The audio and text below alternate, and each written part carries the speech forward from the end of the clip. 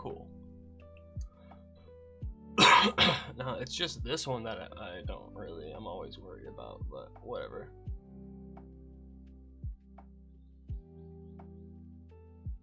Cool. Oh, no, it's up.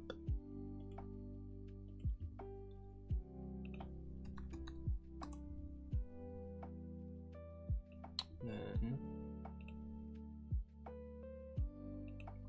Alright, looks like we're all good. Leroy says, yo, I love Daggerheart. Hey, thank you so much. Yeah, I'm really excited for it too. So yeah, thank you all for stopping by and hanging out with me today. It's gonna be a good time. I'm really excited for checking out Daggerheart. I got the book and the cards and everything. So yeah, we're gonna take a nice little dive in. Maybe I think probably like make a character and go over some of the rules. There's a really cool section in the back here. There's this really cool section, where are we? In the back that's got like character creation. There's this play guide, GM guide, and so I think that's the stuff that I want to take a look at today on stream. We'll probably like make a character together, go over like the play rules from the player side, go over the play rules from the GM side, and just take a look at that stuff. I think it'll be a good time. I'm excited. Make a character. Okay. Now that we got that, been DMing with ttrpg beginners since some weeks. I'm having a blast. It's so fun playing with new players. I love playing with new players. I love playing with old players. I love playing TTRPGs with people. I love playing with new people. To me, it's so much fun. Playing new games, learning new games, just showing people D&D for the first time, or just like running adventures in my world for new people. Oh man, so much fun. Love it. But I'm so excited to like dig into Daggerheart a little bit. Let me pull up there we go, the browser. Yeah, thanks for stopping by, Leroy. What are the what games are you playing right now?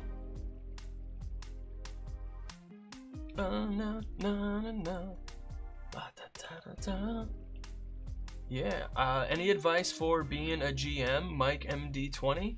If you're still there, Mike, I would say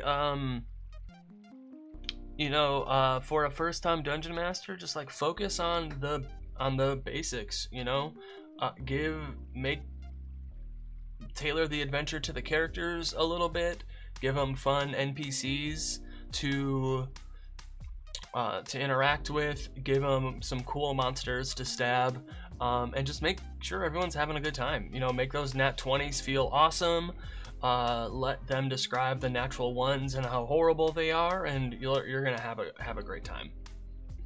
Warhammer Kid, what has been your favorite D&D character you've played so far? My favorite D&D character I've played so far. Oh, I always return to my first D&D character was a warlock. It was an elf warlock, and I just really enjoyed. It was a celestial warlock, and I think this was right when whatever book that came out was that had it, and I just had a blast. Like, once I had a few different spells in my repertoire, like at level 5, and I unlocked some fun things. It was so much fun. I had a really good time playing that character. Like, the backstory was cool. I really liked the world that my dungeon master created for us. It was just an all-around good time. Like, for real.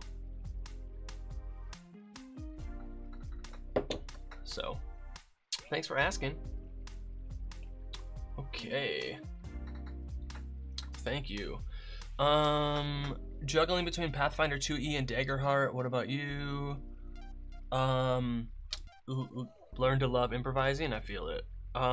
Yeah, learn to love improvising. That's really good. Right now, I'm just doing D&D, but I do want to run some more other things. I am like working on a one-page system of my own as well. Wanting to learn Daggerheart, wanting to learn a few other games to run them. For people, like I just got this game. Where'd it go? Called Beetle Knight, where you play tiny little bug knights trying to save the realm. Like, that looks super fun. I also got Brindlewood Bay. I really want to try that one, where you play old grandmas solving mysteries, Eldritch horror mysteries. And then I also got, hey, Long Shot, thank you so much for the follow on Twitch. And then Shadow Dark, I've run that a couple of times. I want to run that a little bit more. I just want to play more D&D, y'all. I just want to play more games.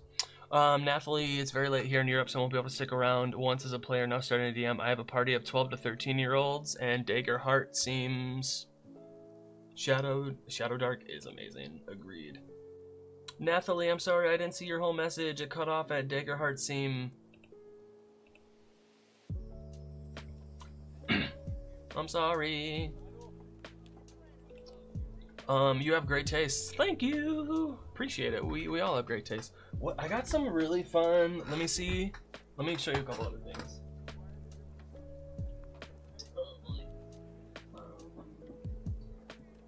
This.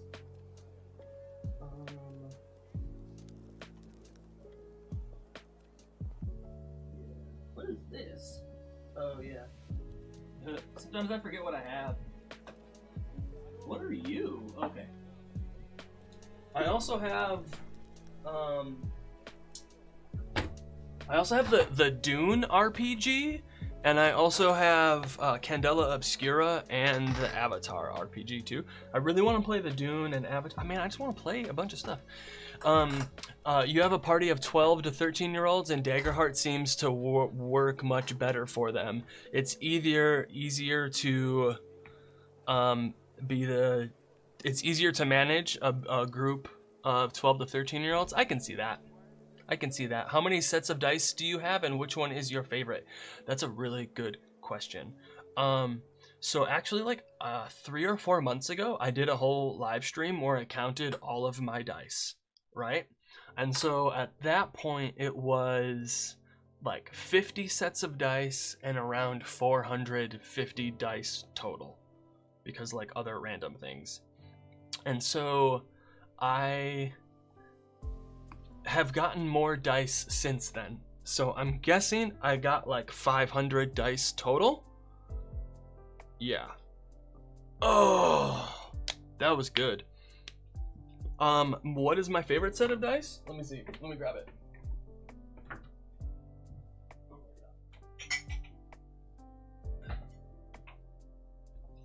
Okay. Okay, so there's a few different things going on right now, okay? So I need to change modes for a second. Okay. I have a bunch of these. So this set of dice here I got from Dice Envy. I got a bunch of sets of dice from this company called Dice Envy, and right now if you go to their website, you can get 10% off if you use the code promo10. I think I have it linked in my like everywhere right now. It's like, yeah, go check it out. It's you can get 10% off if you use the code birthday10 at Dice Envy. They have so many cool, like, I love that you get this 10 set of dice because you get a chonk D20, you get a chonk D6, and you get this infinity D4 that's not a freaking caltrop. You know what I'm saying? It's so much better. Oh my god. Let's see. Hey Polaris, have a nice day. Thank you so much for stopping by. Daggerheart really relies on a group of players who are not into the power gaming, power fantasy, as they need to be able to, at some levels, be down with engineering bad things for their own characters. Seems like a game you really need to be the right group and would be spectacular. Yeah.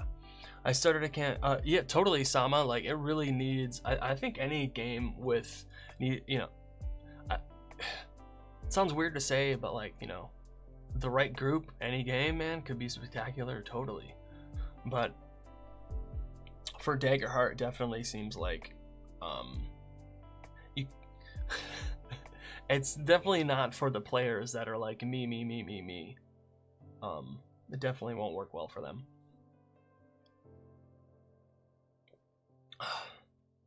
Mike says, I started a campaign of Lost Mine of Phandelver, and I think I've been doing okay. Yeah, Lost Mine of Phandelver is a great campaign. Big fan. Some other dice that I really enjoy. So check these out. You're gonna be like, wait, what? Where did I get these from? Oh my god. Why am I forgetting the name? You're wizards. You are wizards. These are like, yo, glass, bro. These are glass gemstone. I don't think you understand how cool these are. Like, y'all see this? Like, come on, bro. What's good? They're so pretty. Yeah. Hey, Conqueror. How's it going? Thanks, everyone, for stopping by. Thanks, everyone, for hanging out. Can't see spending that much on something I'm going to be throwing around. Nah, I feel it. I don't really use these that much. I've used them a couple of times, but these were a gift. And then, but I did spend a bunch of money on. Oh no! Where did they go? Here it is.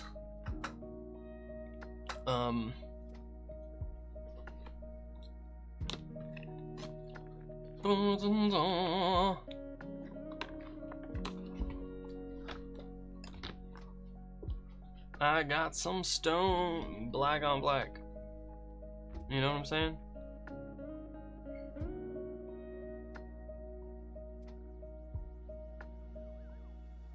Yeah, that's where it's at. Yahoo! I'm 50 years old and a lot of fancy dice are hard for my... Oh, yeah, I feel that. That's very, very fair. I definitely like... And that's the thing is, like, these are just ones I have lying around that are fancy that I think are fun for, you know, like, occasions. Those aren't dice I'm using all the time. I have a set of solid metal spiky dice. That's super cool. Like, yeah, like, I pull those dice out I pull those black on black for like the BBEG. That's, you know, those are the Lich's dice. Those are the ancient Shadow Dragon dice. You feel? I got those from, where did I get those from? Crystal Maggie. I got those black on black ones from Crystal Maggie. Hey Erica, what's going on? And I got the glass ones from You Are Wizards, and then those first ones, these ones that I showed first, I got from Dice Envy. But I got like a bunch of dice from Dice Envy. They have so many cool things. I got some Zelda dice that got like the Zelda hearts on them for the D4s. It's like, they're so cool. How are you? I'm doing good. It's a beautiful day. What other dice do I have? I'm like, oh yeah. Where'd they go? Where are they?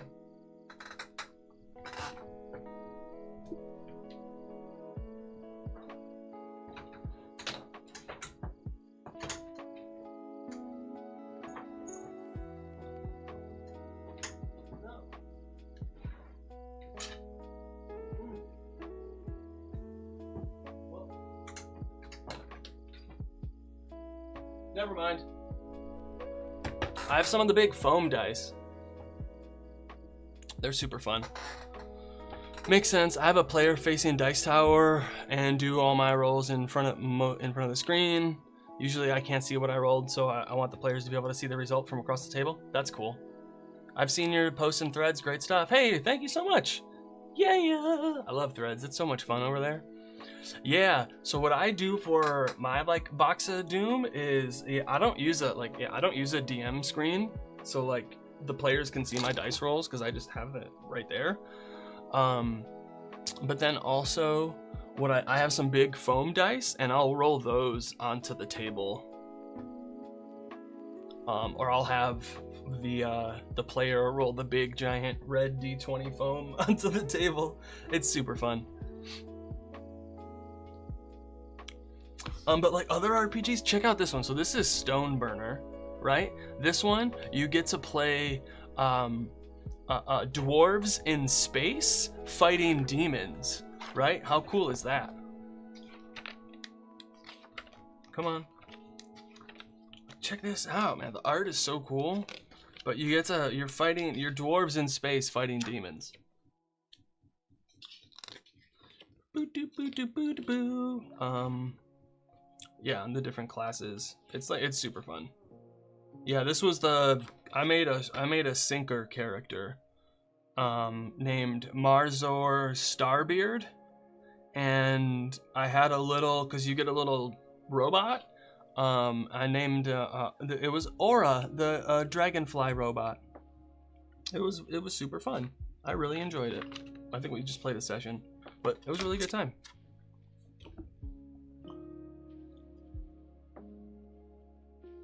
How long has it been since you started playing D&D? 5 years now?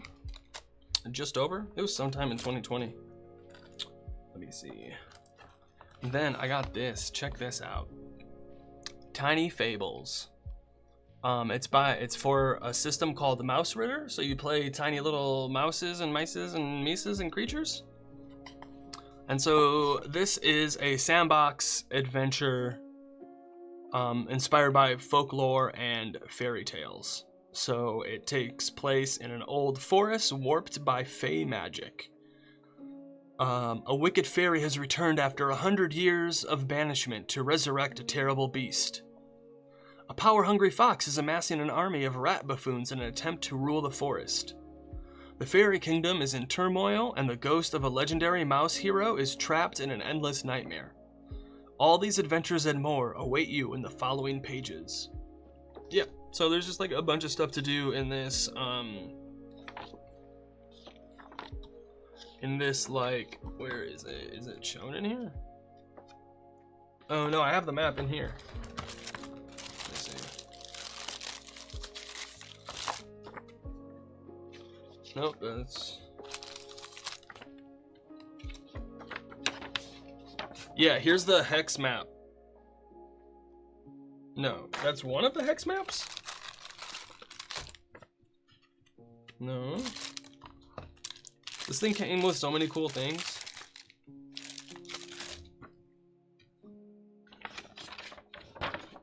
Another hex map? Whoa, so cool. What? I didn't realize there was multiple ones. And then there's like a little campaign guidebook. This is so cute.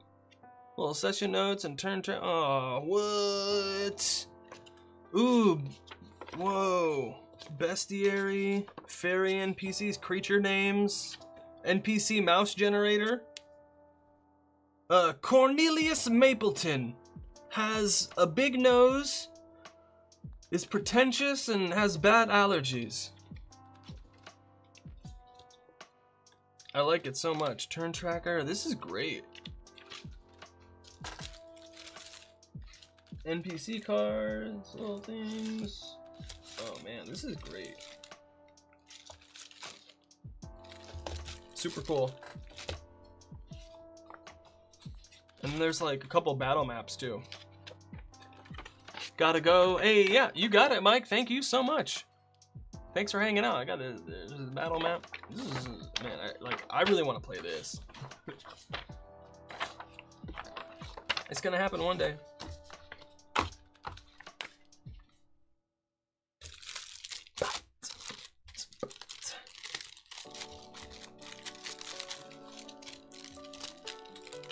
All right, hear me out. So you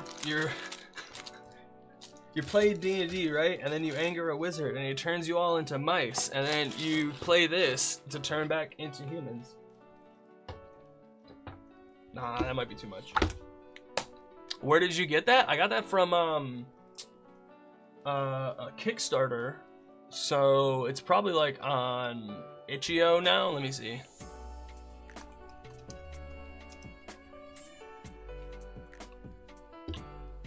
Yeah, it's on itch.io now.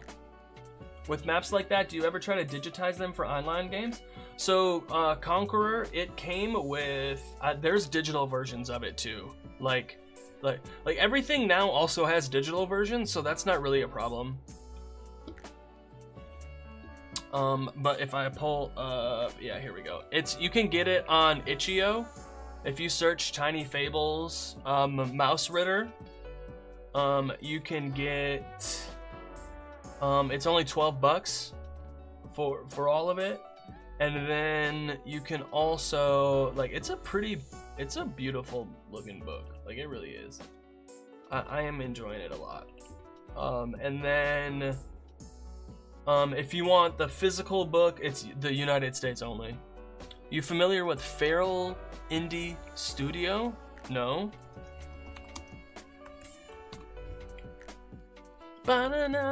Is the music too loud? Let me know. Shipping pause September 8th to the 13th. Hack as the gods demand. NPC portrait gallery. That's cool. You might like some of their stuff. 4 interest-free payments of $350 with Klarna. However, could I not?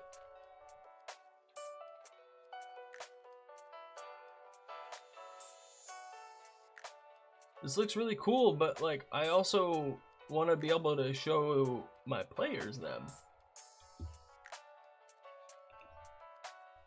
But yeah, this is like super. This is their. I really like the art. Their art is really nice. And I like the style.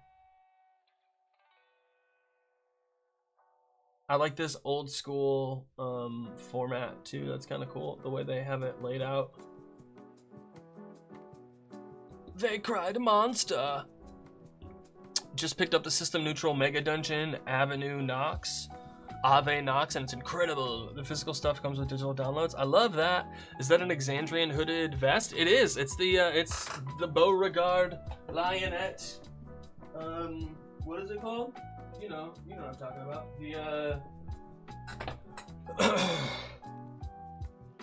Not, oh man. You know, I'm playing D&D and one of my players just rolled a nat 20. What? You don't, I mean, why would you don't have to let him do that.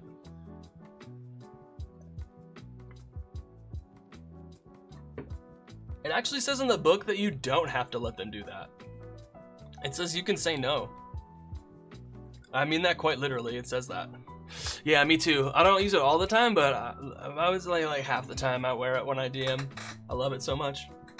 I just got in the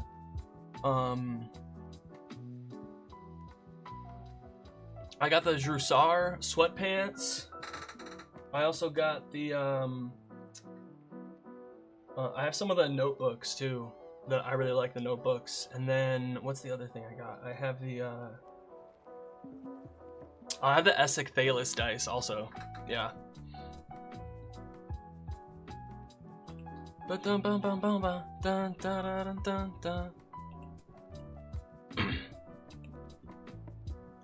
Yeah.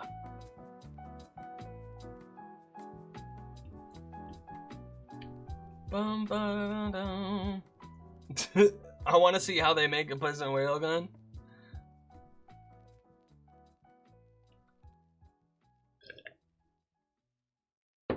That's wild. Okay. Where they at? Okay, so what are we actually doing today? We're going to... I wanted to pull up... Here we go. No, we're going to do it over here first. We're looking at Daggerheart. It's going to be so much fun. I'm really excited. But where I want to look at...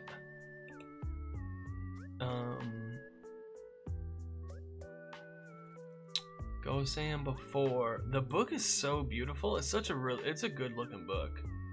What the heck? Spectre of the Dark becomes spectral until you make an action roll targeting another creature? Whoa, level 10 midnight spell? Yo, that is wild. Okay.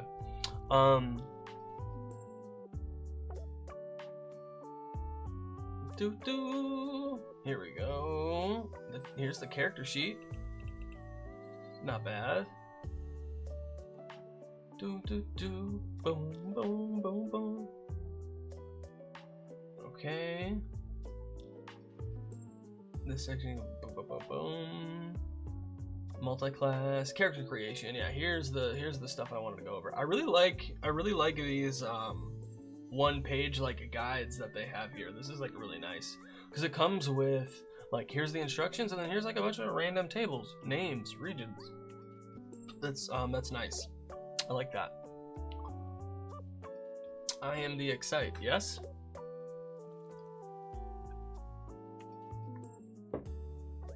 But the question is, what kind of character should we make?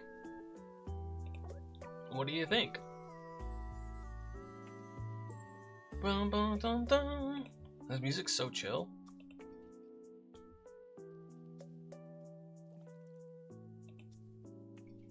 Okay. Do do do do do do do. Your class represents. So character creation. Spell slinging fungoid. I love it. I'm a big fan. Let's do it. I love it. You choose a. So the steps are there's nine steps they have here. Play guide, equipment, actuals. Yeah. So essentially, I want to go through these 4 pages today, which is actually kind of a lot of information and like a good chunk of the information that you need to get started in like a session 0 kind of way.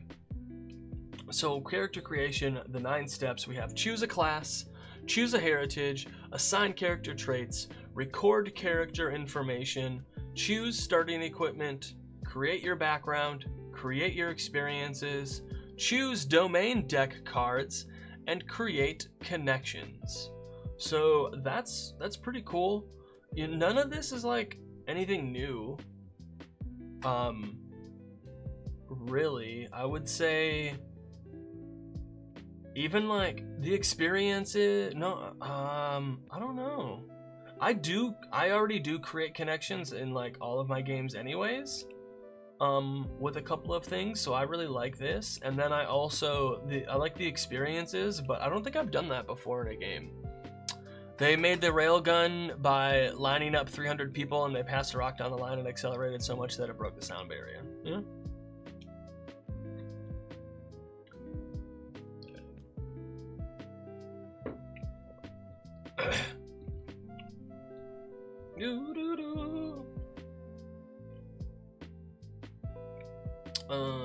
So let us. You said spell slinging fungoid. Okay, so choose a class.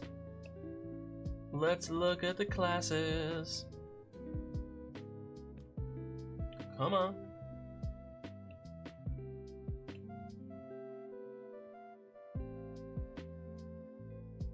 Did I break it? Class. Okay. Okay, so we have Bard, no. Druid, no. Guardian, no. Ranger, no. Rogue, no. Seraph, no. Sorcerer, maybe. Warrior, Wizard. Okay, Clank. Very fun. For how many? Why are there 4 things with an F? Fungo will represent humanoid mushrooms. 300 years? Bum bum bum bum dun dun dun dun dun bum. Bum bum bum bum dun dun dun dun. Whoa.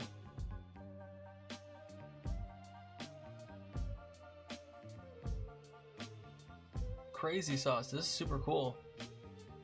Okay.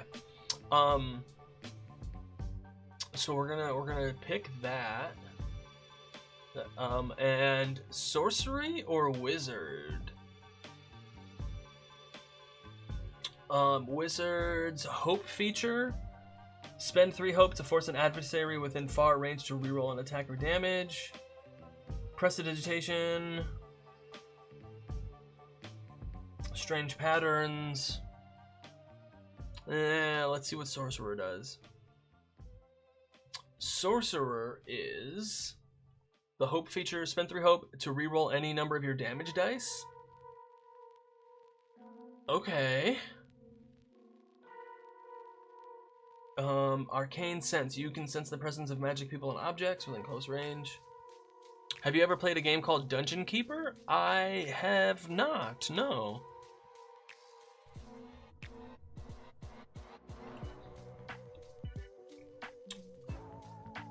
Sounds interesting. Channel raw power. Make a minor illusion. Okay, channel raw power.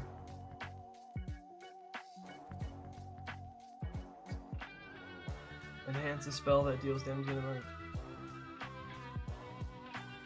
Enhance a spell that deals damage, gaining a bonus. Okay, that's like for later on.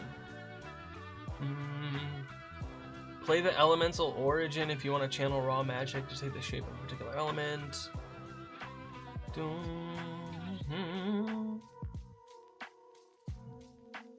Mastery feature. Elementalist. Dun dun dun dun dun dun. Primal origin.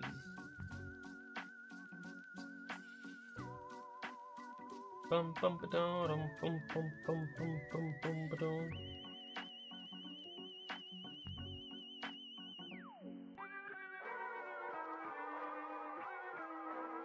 Okay.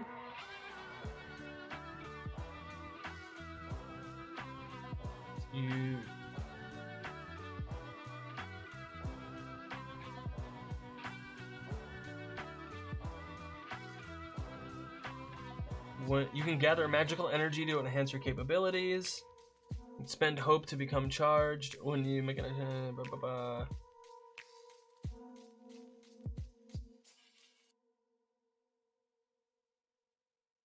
Huh.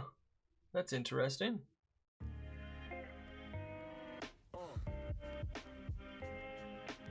What do you think? Sorcerer or wizard? What were the other ones? Seraph, rogue,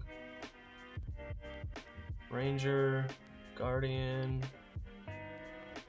druid, bard. No. I mean, I think sorcerer makes more sense.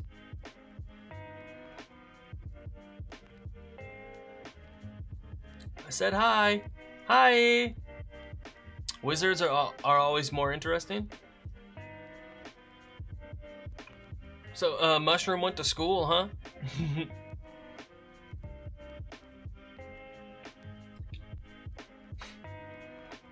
Dum da dum, dum da dum, bum ba dum.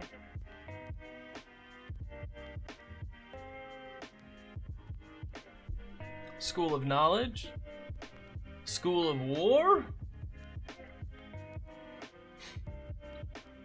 Mushroom who went to school.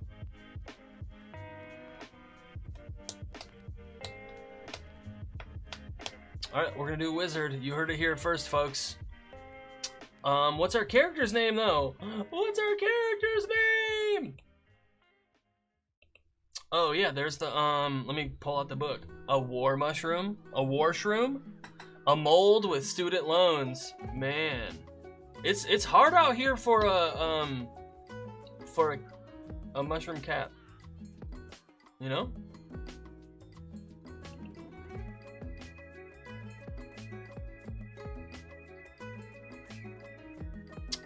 First names, region names, family names. It's hard out here for a spore. It is. It's hard out here. It's hard out here for a spore. When you're trying to read some books and learn some more. Kismet? Jeffrey the Unknowing? I kind of like Kismet. Jeffrey's not bad. The spores are alright. Saffron? Oh, that's good too. Hadron, chartreuse, clover, dahlia. What's saffron sporman? Oh.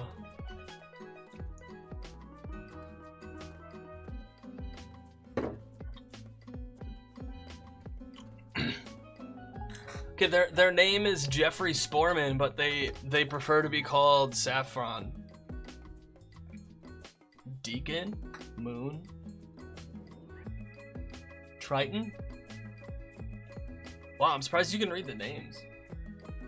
Saffron Vasquez, is that a family name? It is.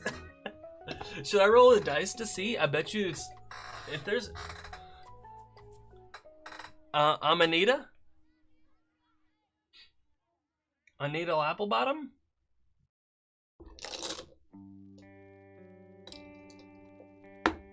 $17? 1, 2, 3, 4, 5, 6, 7, 8, 9, 10, 11, 12, 13, 14, 15, 16, 17. Gatlin. 1, 2, 3, 4, 5, 6, 12, 13, 14, 15, 16, 17. Phaedra. Always roll the dice. Yeah, see, you get it, Aussie nerd girl. You get it. So, Phaedra or Gatlin? I don't know. Saffron's not bad though either. So we have all right. So we have Gatlin, Phaedra, and Saffron are the three choices, right? I have a D3. You're like, wait, what, Craig? I didn't know there was a D3. I have a D3. It's three-sided. What? Yeah. It's a 1. Gatlin. What's the last name? Lagrange? Gatlin LeGatlin? No, I don't want Gatlin. I'm gonna do Saffron. They call me Saffron.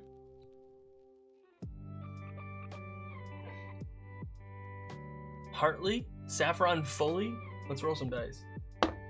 5. 1, 2, 3, 4, 5. Bellegarde. Saffron Thorn. Gatlin Fender Bottom. You know, that's a name you run from. The fly amanita mushroom got its name because ancient peoples would powder it and sprinkle in the powder into milk to keep flies out of it. That's wild. Amanita mushroom. Saffron amanita. This concludes my random fungal fact of the day. You want bird facts?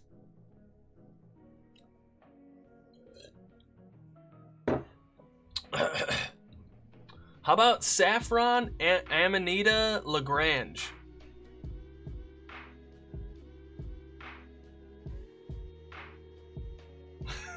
Is that too long? Saffron amanita Lagrange. Is it a capital G?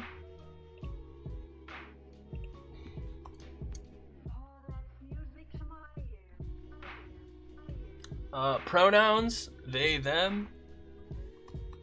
No, they identify as a problem.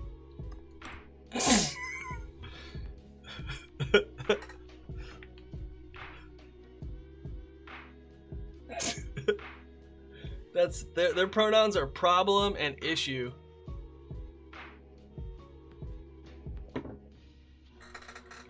Saffron problems. What's up with my problem? How am I gonna prep for my session tonight when this cat just wants petting? Man, I totally get it. I really need the $35 to Saffron Lactarius. That's a good name too. Begin! We said we're gonna be a wizard.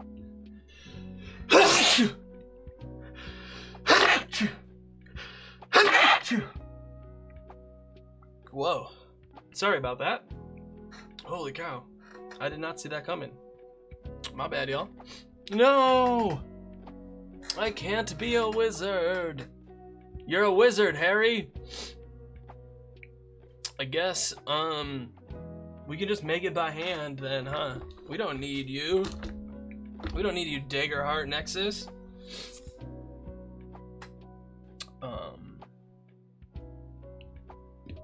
You know what I'm saying? We don't need you. So we have where are the abilities? Where are the dwarf clank? Yeah, I got all the cards. Fun girl, there we go. How are the cards? They feel good. Thank you, Warhammer. Thank you, everyone. They feel good. I like them. Oopsies. Here we go. Yeah, the cards feel nice. Oh, yeah. The book, this whole thing just like feels, it's well made. All right, 1 second.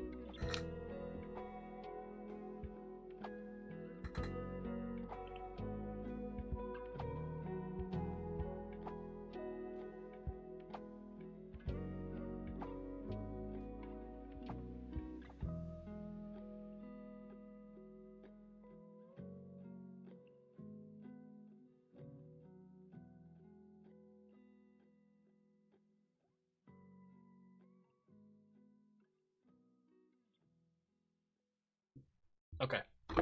It's all the spore talk got to me. Yeah, exactly. It is really well produced. There's a couple of things in the layout that I'm like, huh? But everything, it's really well made. There's just a couple of pages that like the layout is just like this, how it spills over. Oh, you can't see it. How the art spills over. This is so cool. I love that. And they do it a bunch of times in here too. But one of the things, yeah, like it spills over like this is really cool, the spread. I really like how they have that going. But there's a couple of, like, this feels like a waste. Like, why is it, you could have easily put more information on this page. You know? Like, I don't know. But also, that's very nitpicky. Everything else in here looks very, very good. See? Like, they could have did something like this instead. But they didn't. It's so pretty. I mean, like I said, it's very nitpicky, but it's also like, why is this, why is there only one piece of art for the Guardian? I mean, I guess, is this 2 pieces of art?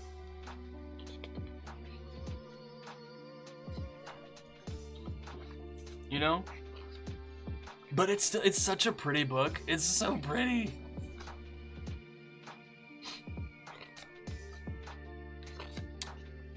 Like, why does the wizard only have 1 piece of art?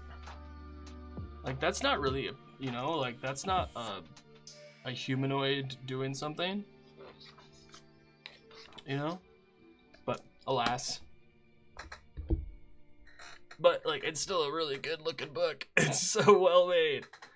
I mean, like, I could go through a WotC book. I could go through any one of these books and be like, oh, I don't like this for X, Y, and Z reasons. Or I like it for X, Y, and Z reasons. I could do that to any of these books that I have here. Daggerheart is no different. Yeah, so it's not all the same. So it's not all same. That's a really good reason, Aussie Nerd Girl. That's like a very good reason, and it kind of is better than my complaint, really. But we have our first card, a fun grill. named Saffron Amanita Lagrange. Okay, so back to... we chose a class. Take the foundation card for your chosen subclass. Well, I'm just gonna look through these things. I wish I could... Oh, you know what I could do? There we go. Nope, that's not gonna do it. We'll go back to... I'll go back to this. There we go. Subclasses.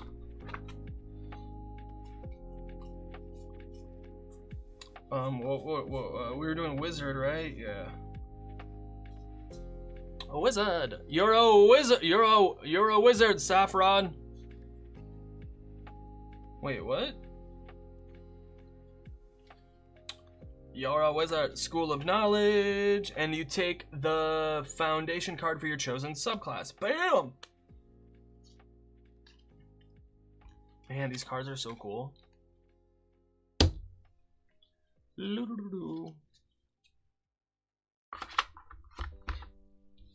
Yay! We got 2 classes. So,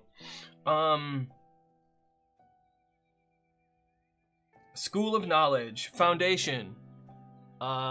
Prepared. Take an additional domain card of your level or lower from a domain you have access to. That's in step 8. That'll happen in step 8. And right now we're on step 1. Adept. When you utilize an experience, adept, when you utilize an experience, you can mark a stress instead of spending a hope. If you do, double your experience modifier for that roll. That's actually kind of cool. In your opinion, what's more powerful, wish or time magic? Wish, because a wish can include time magic, but time magic can't really include a wish. Choose a heritage. Okay, guys, in 5 minutes, I have some ads starting over on Twitch, so I'm gonna take a little breaksy, and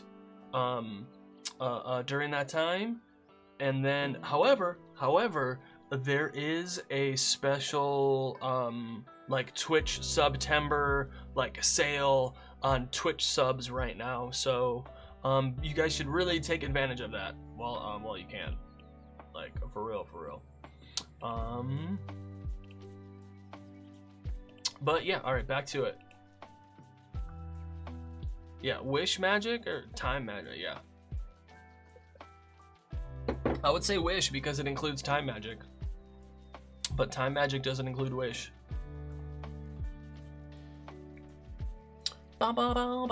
Choose a heritage. So we do ancestry and a community. So let's ancestry and community. This is such a cool spread. I really like this spread right here. How they have all of the classes and subclasses like this. It's a really good. They did a good job with this part. And it's all in one sentence. Warriors, subclasses, Call of the Brave or Call of the Slayer. Play Call of the Brave if you want to use the mights of your enemies to fuel your own power. Like, that's really cool. It is so good. Alright. Ancestry. So, no, we're not doing ancestry though. We're doing heritage. Oh, I already did ancestry, right? So I took the fungal, and then I need to take a community. So what kind of community do you think our fungal grew up in? What kind of community did Saffron grow up in, y'all? I don't think a highborn. Let's see, what else do we have? Loreborn? Strong academic or political prowess? Possibly. Orderborn? Ambitious, benevolent. Discipline or faith? No, I don't really see that either. Man, this book is so beautiful. Oh my god.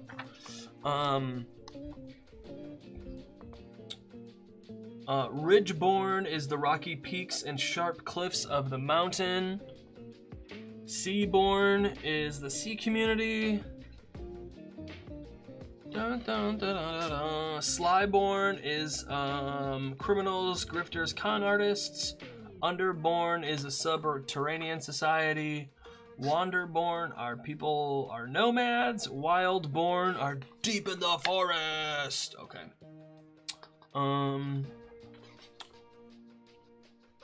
Let's see. What kind of community? You know, I'm just gonna grab. Should I just grab the cards? Should we just look at the cards like that?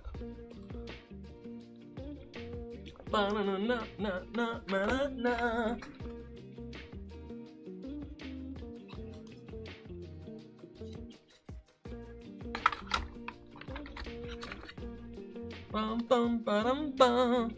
All right, here we go. Is there really only one of each? That's wild.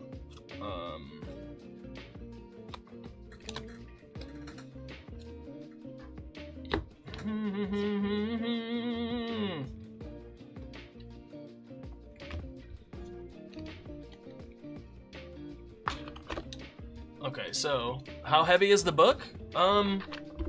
It's a good amount. It's a good amount of weight. Like I'll grab some books later and compare the two so you can see how big they are. But it's like it's a little bit bigger than the new PHB and stuff. It's a little bit bigger than those. But not too much bigger. But I'll grab a couple of books and we can compare the sizes when I come back from the break. But we have Highborn. I mean, I guess Loreborn makes sense, right? Loreborn makes sense, huh? I would say Loreborn. Or what are we, a Fungrel? Or Underborn? I would say those two make the most sense, right? And we'll decide when we come back, y'all. Okay, Loreborn or Underborn, we're gonna take a little quick fiver, and we'll be back in a few minutes.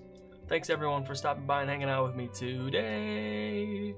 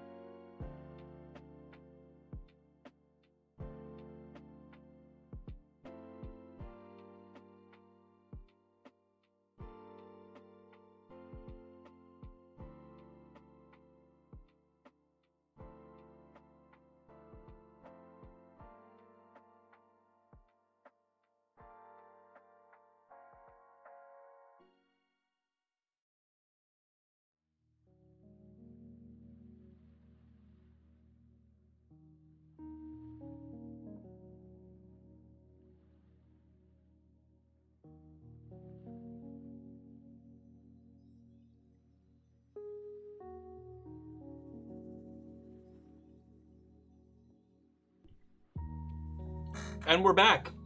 Okay, so I found it. Here's the giant foam dice I was talking about that I have. So I'll roll this on the table.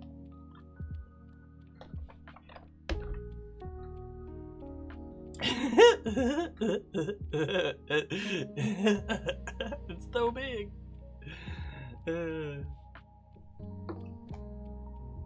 So I have a whole, it's a 6 die set of these. It's super fun. But then, like I said,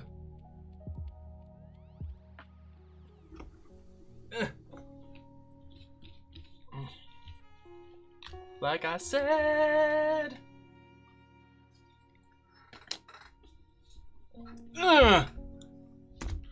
okay. So, here we go. This is, he's gonna be such a fun guy. This is the new Player's Handbook, the 2024 Player's Handbook, right? This is the Daggerheart book, and this is Obojima, right? Oh my god. That's the size difference. I don't know if you can see that, but yeah. Wild, right? Crazy. Oops.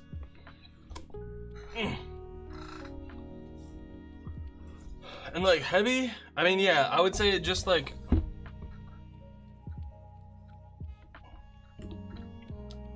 yeah.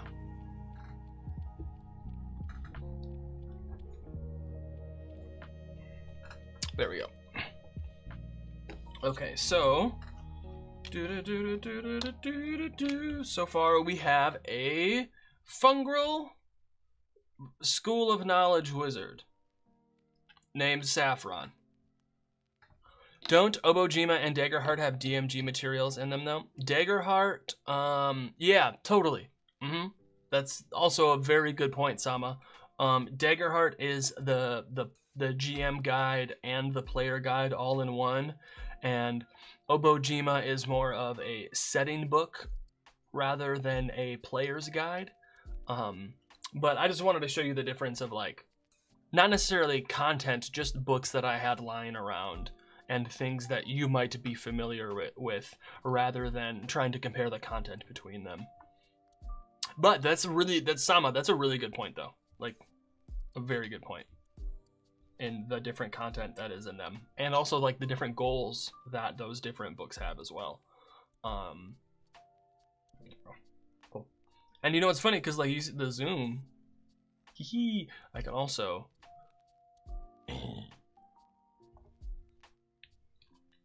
all right, so what are we gonna do? We're going to choose between so y'all brought up over the break Wildborn, which is actually, you know, I'm kind of feeling it. Deep in the forest. Your movement is naturally silent. You have advantage on rolls to move without being heard. You know what? Kind of like that. Kind of like it a lot. Kind of like it a lot. So let's do that one. Whoop.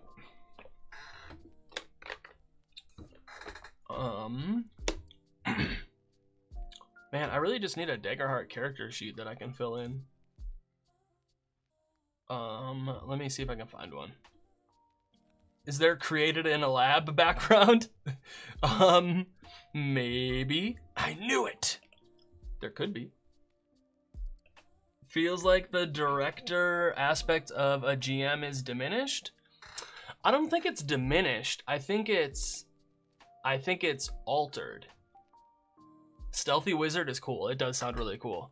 Who's on First Watch? Yeah, I think that's such a cool name too. But I think it's I don't think it's diminished. I think the energy is just in a different place. Hi T Cartoons. Hello. Thanks for stopping by. So what's our next sign? I need to find a character sheet really quick. I guess where are we? Yeah. Daggerheart character sheet. Downloads, downloads. Hey, Bart, how's it going? Thanks for stopping by.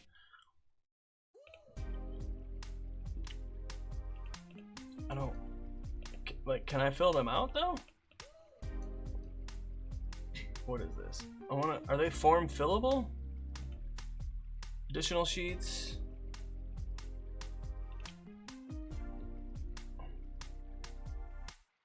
Are they form fillable? Love that energy. Thank you. Appreciate it, Bart. I hope I said it right. Check out our Daggerheart podcast from Down Under in November. All right, will do. Stealthy until you start chanting dark incantations to forces beyond this world.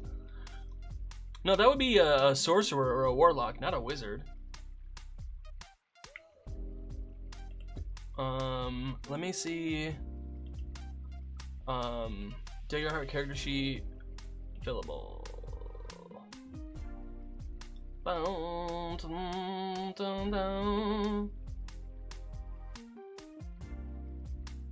Okay. All right.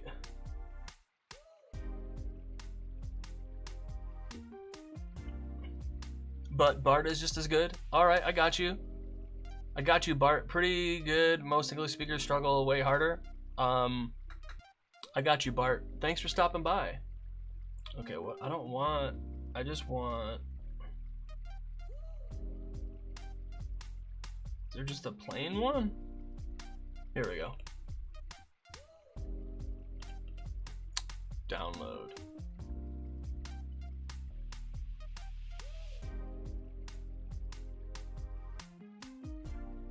Come on. I believe in you, computer.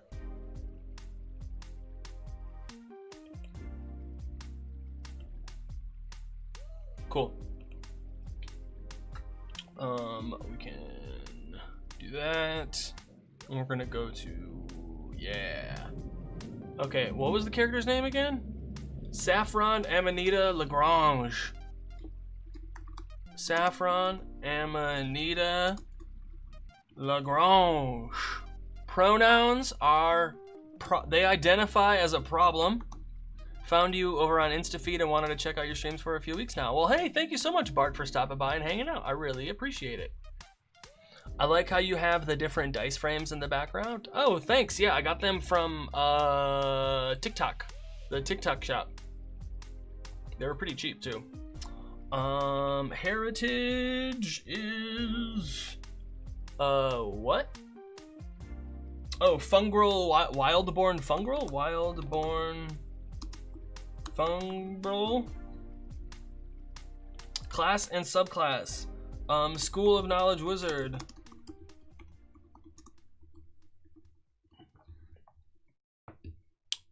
Level 1. Level 1. Boop, boop, doop. Alright. Since we don't need Demi playing anymore. Oh yeah, this song slaps. Alright,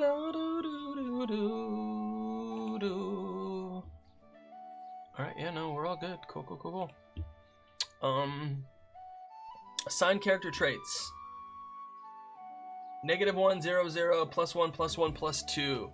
So I am a knowledge is my spellcasting trait, so I'm gonna go +2. Oh, do I even like?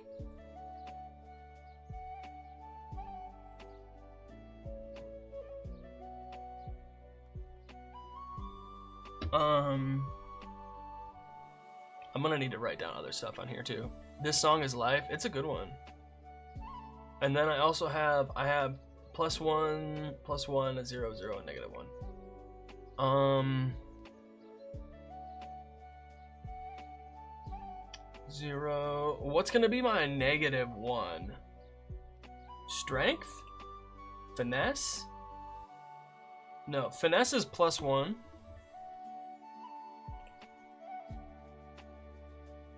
Is my presence is -1. How about that?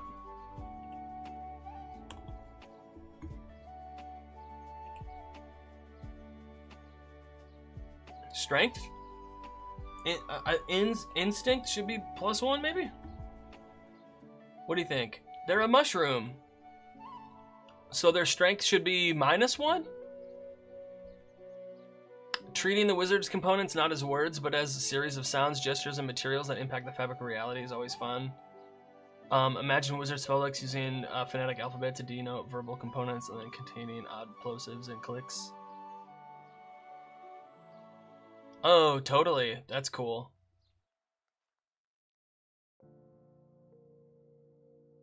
Yes, that -1 strength. Alright, we'll go -1 strength. And we'll make presence a +0.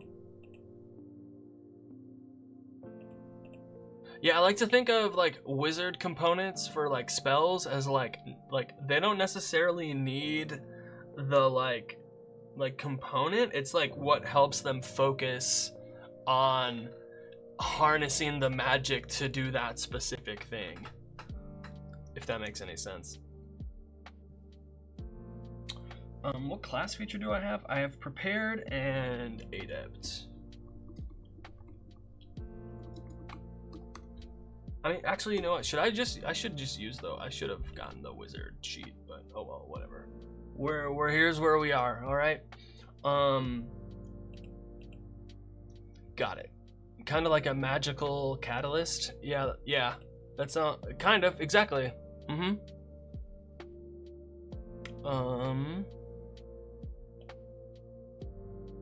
Wait. This book is just so good looking.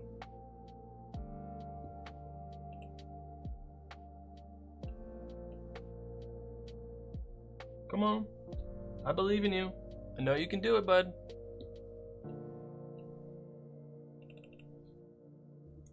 There we go.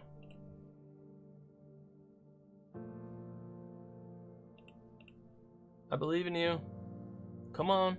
There we go.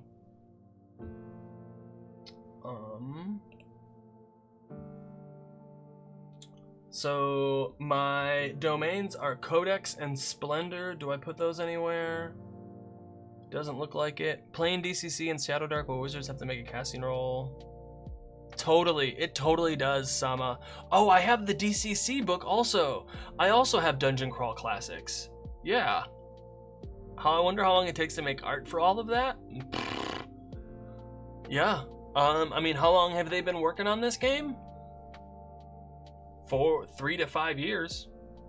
So it probably takes them 2 to 5 years to do all the art. It takes a long time. Okay. 0. All right, there's that. I gotta write down starting evasion is 11 and starting hit points is 5. Yep. And then class items. A book I'm trying to it's a book I'm trying to translate for sure. Book I'm trying to translate. And then Wizard's Hope feature. Is there a spot for that here? Hope feature, yep. Not this time.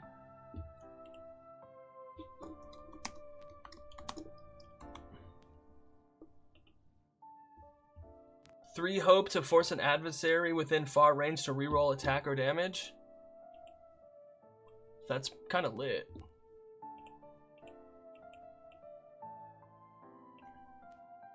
I use a living spell paradigm in my current campaign, which also works. That's cool.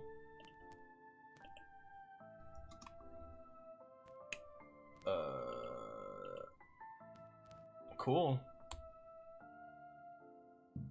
I'm just gonna call it not this time. Because you have the cards. So you don't need like all of the... That's fire. Yeah, it's pretty cool.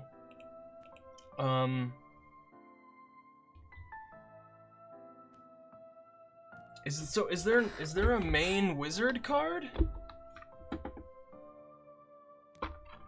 Druid. Is there just like a... Is there just like a main wizard card? Warrior. Specialization, mastery, wizard, wizard, wizard. You know, I don't think so. Those are all those abilities. Ancestries, Bard. Yeah, alright. Not this time. Okay. Now, class features. Prestidigitation and strange patterns.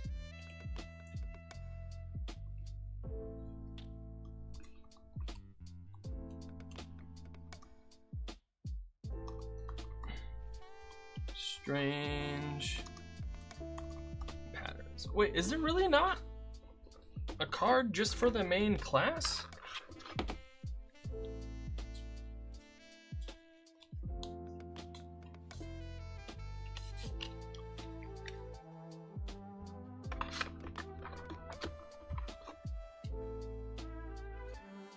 Ability, spell.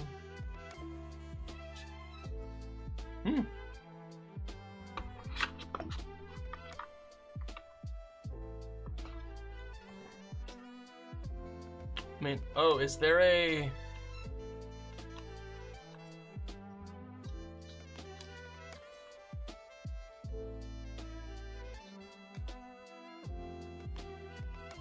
ability...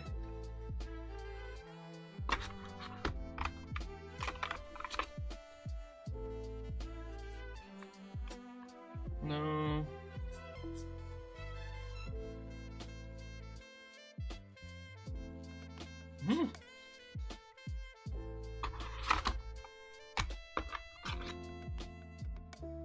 Spells, abilities, no, okay. Why is not, what?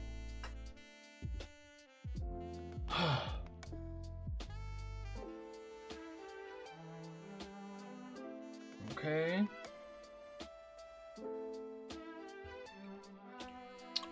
Now what's next?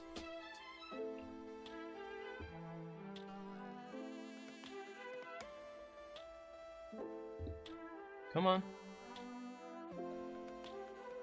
Come on, there we go, buddy.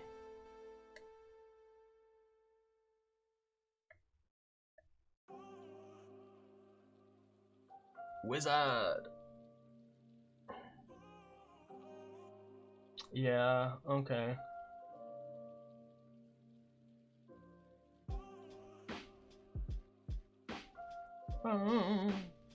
This is interesting, the questions and stuff. Oh wait, is that the end? The regular one? No, it's at the front. Alright, come on. There we go, getting closer.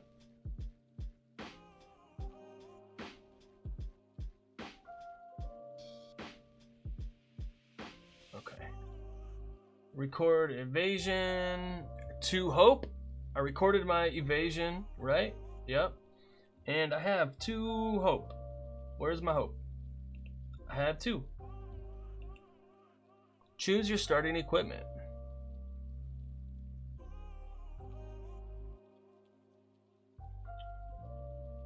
Decide which weapons.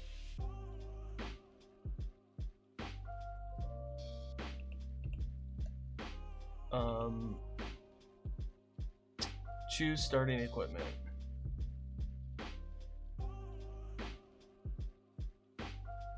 Okay, I guess I'm gonna go to the wizard one and see what they have. No.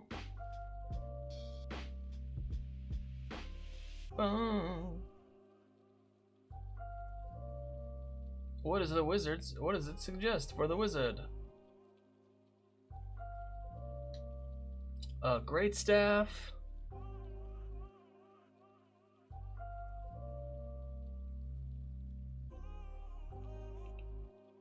What does that mean? Okay, now I need to read about weapons. This is wild.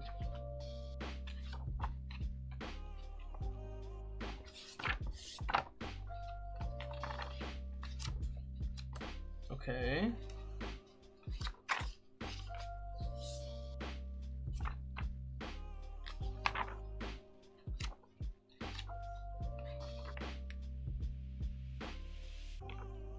Gray magic weapon? Great staff. Feature. Character traits. Attack roll. Using armor. How do you use a feature? Because it says powerful. On a successful attack.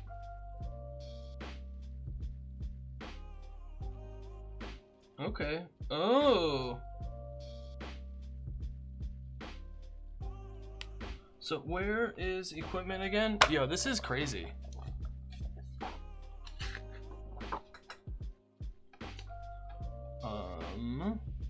Example, blah blah blah. Playing an adventure, running an adventure.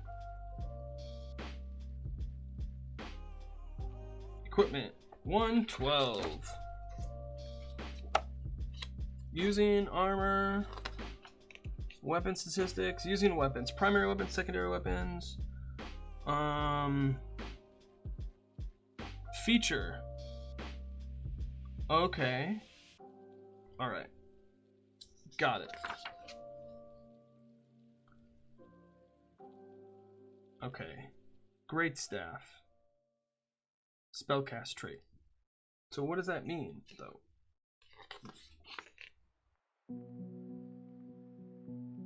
I thought I'm the only one who's still into physical copies of books. Yeah, no, Bart, I love me some physical stuff. I love having physical books.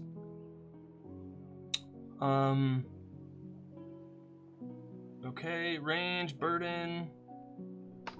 Oh, okay. Two-handed. Alright. But it does magic damage to very far. That's cool. I get it now. Okay, so we're gonna do great staff, knowledge, very far, d6, magic two-handed. Primary. It's a great staff. Trait and range, knowledge. Very far. It's a d6 magic. And feature is what was it called again? What was it called again? And it comes with like maps for you to make a world. Like it's so cool. Powerful, which essentially means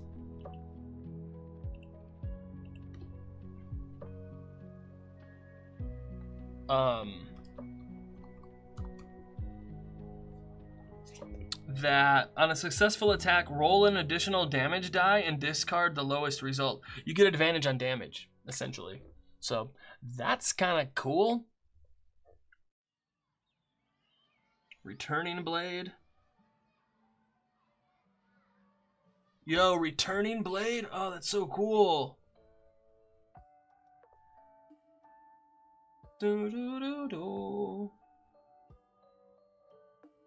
Okay, and then what else did it suggest for me? Oh no. It suggested... No, alright, what do I do next? What do I do?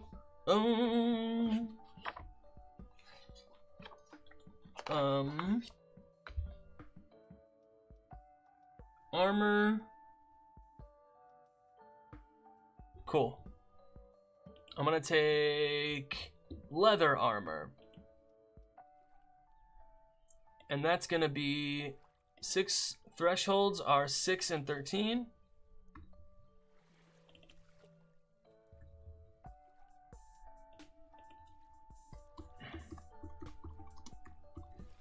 Leather armor, base thresholds 6, 13. Base score is 3.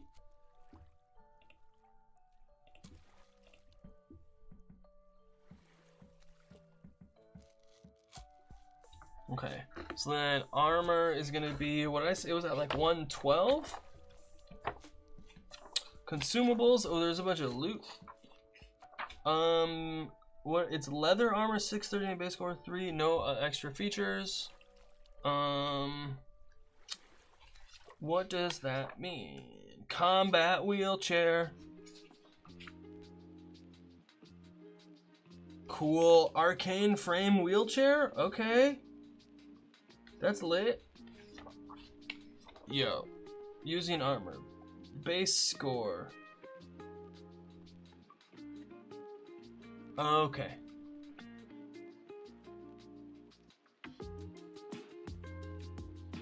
Okay, so it's +3. Doo-doo-doo. Knowledge. Right?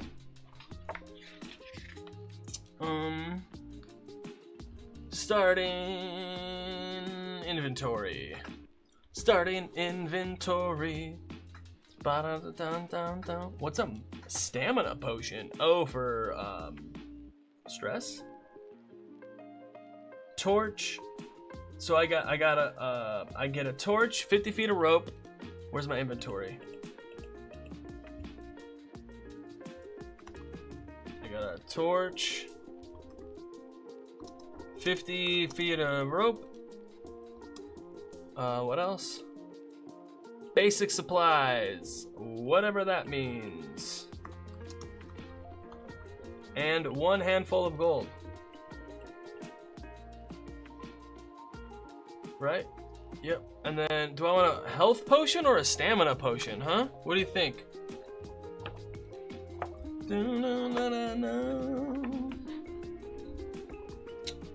Minor health potion is HP, minor stamina potion is stress. Yeah, okay, that makes a lot of sense. What's basic supplies? Physical weapons, equipment.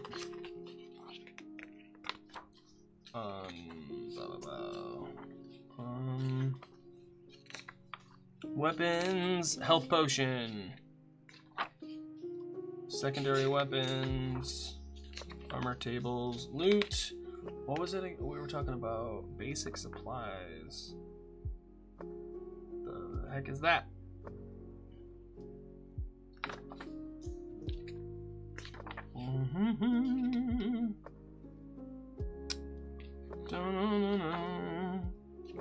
All right, never mind. But we're gonna do a health potion.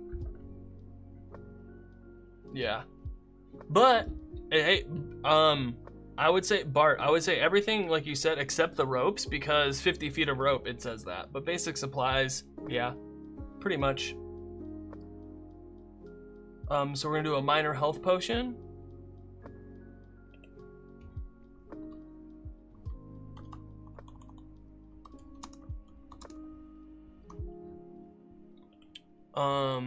What else?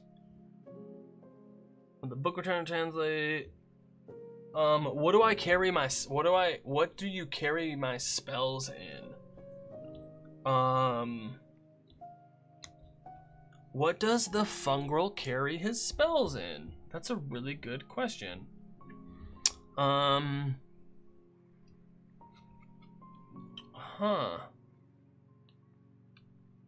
What if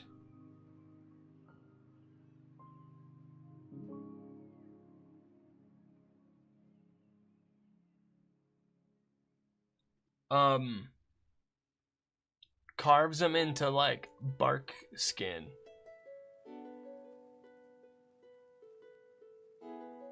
You know? And then has them strapped around them in different places.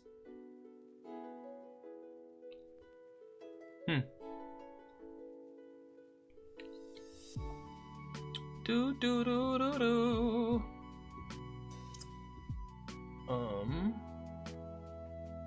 Yeah. character description. Do we put that anywhere here?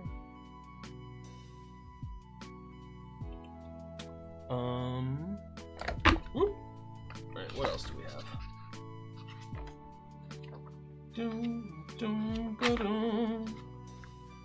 Create your background. Cool. Create your experiences. Choose domain.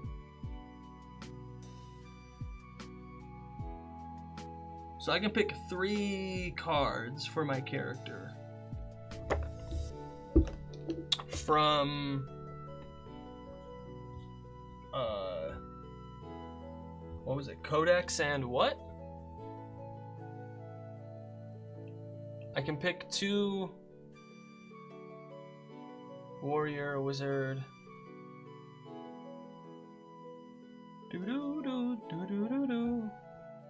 Codex and splendor. How do I know what's what? Those 2, okay. And it gets to be of, what is it? Level 1? No.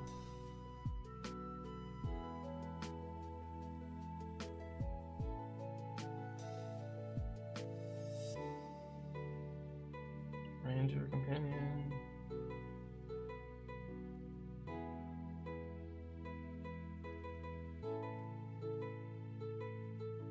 It was level 1 cards in. What if they just have an overly sized scroll that doesn't stop unrolling? That's pretty funny.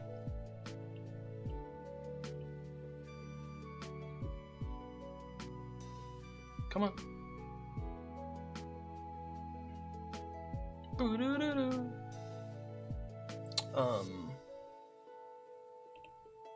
Codex and Splendor. Okay, how do I read these cards?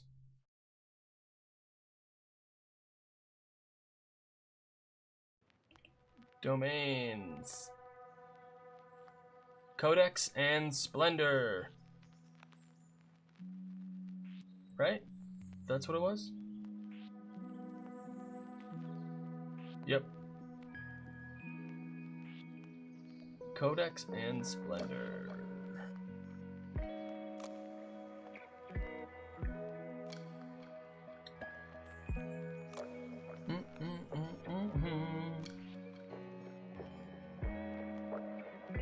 Okay.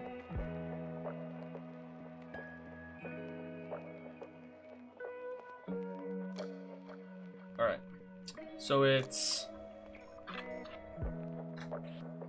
keep forgetting already. Codex and Splendor. Alright, where are these?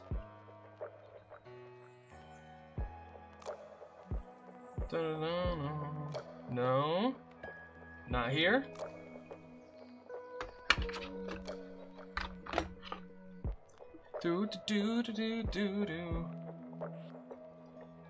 Okay. No, I'm getting closer. Finally able to catch a stream. Hey, Torden Woodworking, what's going on? Thanks for stopping by. Thanks for hanging out. Alright. That's Codex. Where is Splenda? Splendor. There we go. So I can pick 3 of these.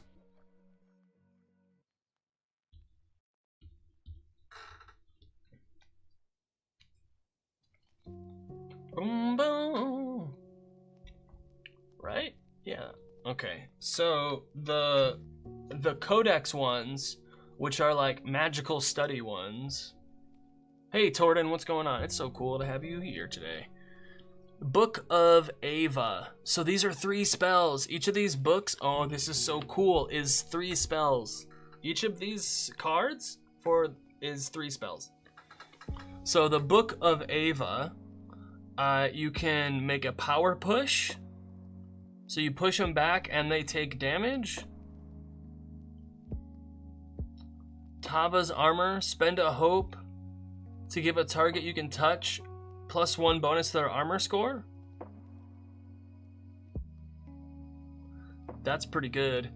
Running the Daggerheart one shot at the end of the month. Look, yeah, I wanna run that soon too. And then I wanna run. There's like a one-shot maker. I'm gonna run that one also. Make a spellcast ice spike. Make a spellcast roll to summon a large ice spike within far range. D6 damage. Okay. That's I like these spells, but I don't know if it works for the character. Book of Iliot, slumber. Make them go to sleep. Arcane barrage, spend hope and shoot magical projectiles. Oh, whoa, okay. And it's a D, so it auto hits. Is spend hope to auto hit. Family Knas, games and retro. Hey, Family Knas, thank you so much from Sweden. Thank you for stopping by and hanging out. I appreciate you so much. Thank you for stopping by. And greetings to you from the West Coast of America. Telepathy. Spend a hope to open a line of mental communication with one target you can see. This is interesting. This makes sense for a fungal wizard. Right? Book of Typhar, Wild Flame. Whoa. Yo, this is wild, because some of these are spells that are clearly D&D spells that they just remade. Wild Flame is Scorching Ray, I think. You can 3 adversaries within melee range. You succeed against, they take 2d6 magic damage. And mark of stress, so that's cool. Magic Hand. Conjure a magical hand with the same size and strength as your own within far range. Mysterious Mist. Make a spellcast roll to cast a temporary thick fog that gathers in a station area within very close range. The fog heavily obscures the area and everything in it. Okay, that's interesting. And then so I get to choose 3 of these cards. I liked the Book of Iliot the most. I could see the Book of Ava being cool. The Book of Typhar doesn't like really call to me at all. But what do we have here? Bolt. So these are now just spells. Oh, it's got the artist's name on the card. That's really cool. Okay. Make a spellcast roll against a target within far range. On a success, spend a hope to send a bolt of shimmering light towards them, dealing D8 + 2 magic damage. The target becomes temporarily vulnerable and glows brightly until this condition is cleared. This is Guiding Bolt. This is Guiding Bolt. I like it, but it's just Guiding Bolt. So I know like the title of the stream today is Daggerheart just discount D&D. This does not help. This doesn't help. I would love to play D&D someday. You haven't played it before? Yeah, you should totally play. There are so many fun D&D style games out there. There's so many people. Dragonbane is local to over there. No, it's not Swedish, is it? The Swarsh Age is German. Is Free League Swedish? Yeah, D&D is so fun. You gotta play. The new starter set comes out soon. I would check that out. The new starter set comes out this month. I would highly recommend, if you can get a copy of that, try and get a copy of that. I think that would be a really good start. Born in 1985. Hey, 1988 right here. Mending Touch. You lay your hands on a creature and channel healing magic. Takes a few minutes. You can spend 2 hope to clear a hit point or stress. Once per long rest, when you spend this healing time learning something new about them or revealing something about yourself, you can clear 2 hit points or 2 stress instead. Okay, that's interesting. I like Bolt Beacon because I like that spell already. Reassurance. Once per rest, after an ally attempts an action roll, but before the consequences, you can. Yeah, I can reroll. Oh, so this is a once per advantage. Okay, so I can pick another one of these cards. Which one of these cards do you think that I should pick? So I'm picking Book of Iliad and Bolt Beacon. But what do y'all feel any of these other ones?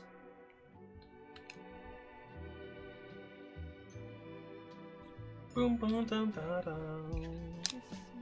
Came back and I thought you were opening magic cards. Yeah, the physical Daggerheart book comes with all of these cards. There's like 270 of them. It's really cool because what they want you to do is the way they have the character sheet lined out. You see how this is only one page? What you're supposed to do is you have all of this on one page, and then you can't see it. This is just one page, and what you're supposed to do is take your cards. So they don't even have spaces for information like this on the character sheet. So what you can do is just have the cards next to your character sheet.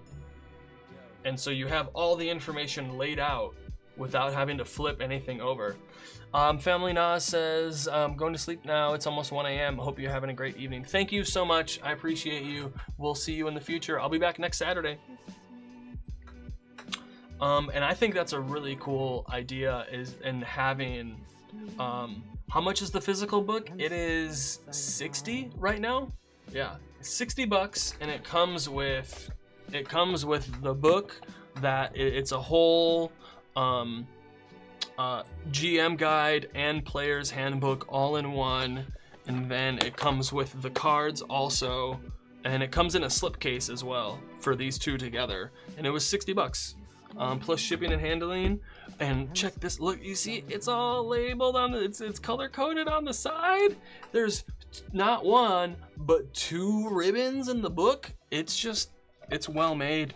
It's a well made book. It's a good looking book. Okay, but back to the matter at hand. It's such a good deal. It's a really good, like, oh man, it's such a great deal. And then also, I'm so happy. I have the Stormlight Archive ttrpg. I have the physical version coming soon. And then I also have, yeah, totally go pick it up. It's really cool. Like, I like the cards. You can and then the thing though too is like you can only have so many cards at a time. So once you level up more and you get so many cards, you like choose which cards you're using and can bring them in and out based on stuff. Maybe the next rule book I'm gonna buy. Yeah, I mean that's the thing is like $60 gets you all of this. They already have a bunch of content that they're playtesting that you can look at for free. They have a bunch of, they have card makers. They made their own website where you can go and make your own cards so that you can print them up or have a digital version of your own homebrew stuff or to make extra ones or what have you. They also have a bunch of free downloads. Will you be trying the Cosmere RPG? Oh, heck yeah, I'm trying the Cosmere RPG. I'm really excited for that. Like I said, I got it coming through, the physical version's coming through.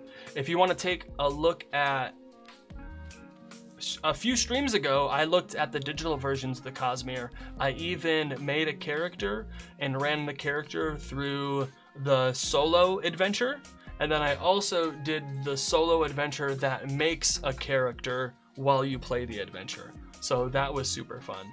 And then what's super cool with Daggerheart though, what I really like is you get all these maps too. Like here's for all these different campaigns that they have campaign frames, which is like a whole, it's a pitch and suggestions and guidance. It's not specific adventures. It's like a few pages of like what's going on in the world, how the world is different, how to modify the current base classes and ancestries to more get the tone and feel and themes that you want for all of these different things. So like there's one, the Wither Wild. When an invading nation attacks an ancient forest deity, a virulent overgrowth spreads throughout the land. Sounds super cool. There are maps included in the core rulebooks. Yeah, no, it's super cool. Sounds like you can translate homebrew D&D stuff pretty seamlessly. Mine came with the D&D screen and like these gems. Oh, Aussie Nerd Girl, you got the deluxe edition? Yeah, I wanted to get that one. I just didn't have the money at the time. But the deluxe edition looked super freaking cool. Sounds like you can translate homebrew D&D stuff pretty seamlessly. No, I don't think so. Maybe? I think it depends. I think magic items could be. It's the monsters are similar but different. The thing is, yeah, I don't know. There are tons of people already translating Daggerheart into D&D and D&D into Daggerheart. And it's like, I'm like, super cool, that's great, but why don't you just play the other game? Like, just, why are you trying to take all of these things and put them into like other stuff? Like, just, everyone's free to do what they want. But if you're gonna take 5 Daggerheart rules and slap them into your D&D game, you might as well just play Daggerheart, man.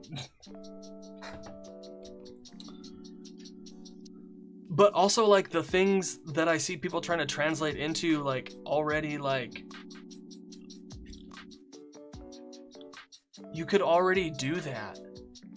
And it's like, sometimes codifying things and putting mechanics to them can be a little too restrictive sometimes. But then also, like, good art is made with restrictions and stuff like that. I don't know, man, it's tough.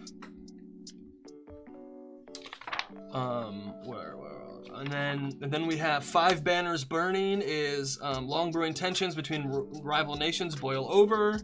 So 5 nations fighting. Beast Feast, which is what's that? Delicious in Dungeon? It's Delicious in Dungeon campaign. Oh, make a custom thing and you can make a card of it. Oh yes. Homebrewing in Daggerheart is very simple. Yes, they make it very simple for people to homebrew. Yeah. So there's the Beast Feast.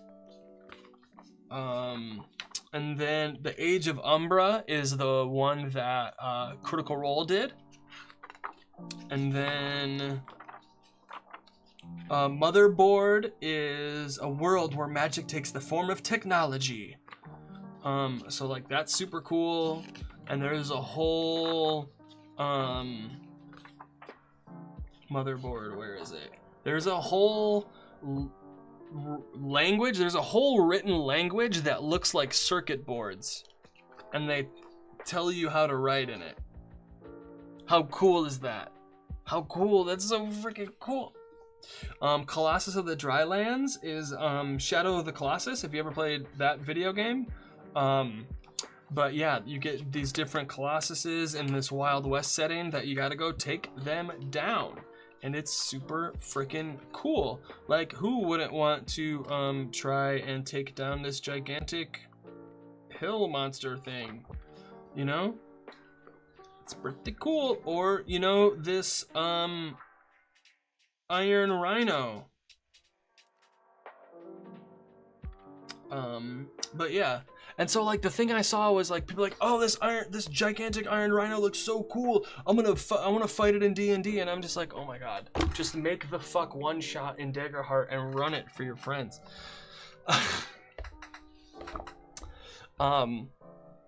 I'm playing a D&D, Vampires Masquerade, and Call of Cthulhu campaign. I'm the DM of Vampires and Call of Cthulhu. The difference makes it so much more fun. Yeah, man, I love playing different games. Like that's some of the best parts is having all these different things. It did. Haha. Okay, but we still need to figure out what other... I need to pick one more of these cards in the next 3.5 minutes. Before we go to ads, we need to pick the next card.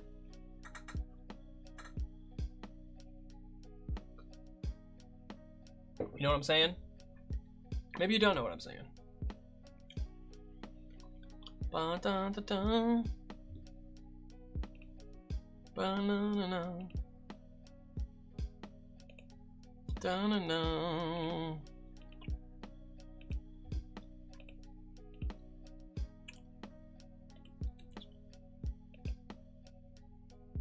So we have Mending Touch, where I can spend hope to clear hit points and stress on somebody. I have Reassurance, where once per rest I can give a reroll to somebody. So that's like guidance. It's called Reassurance. This is guidance, my man. I'm leaning towards one of these. I don't feel like a healer. I don't feel like this guy's a healer. But I do Book of Ava, Power Push, Tava's Armor, Ice Spike, Wild Flame, Magic Head, Mysterious. I'm leaning towards Book of Ava. Like, this sounds way more cool than the other one. What do y'all think? Can y'all read these? There we go. Yo, this camera that you're seeing these cards on, this overhead camera, is an old iPhone. So Power Push, Tava's Armor, and Ice Spike. Bro, these are all fucking... Oh my god. These are all D&D spells that they just renamed. My claim of discount D&D is not going well. I was hoping to, like, get rid of it or, you know, like, refute it, but... Bro, this is not looking good. Alright, I'm going with Book of Ava. Ba-na-na-na. Yeah, I would agree with you. It does sound better.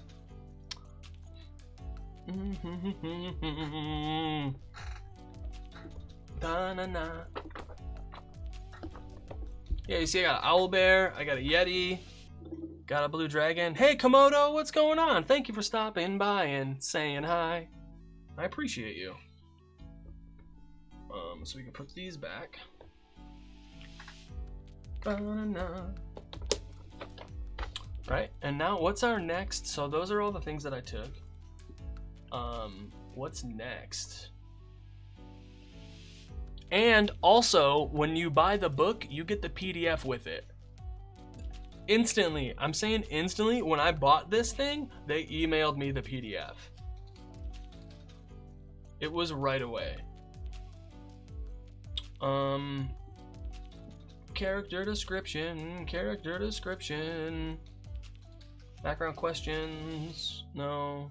What I need is, all right, y'all, I'm gonna take a break in a minute here, and when we come back, we're gonna talk about,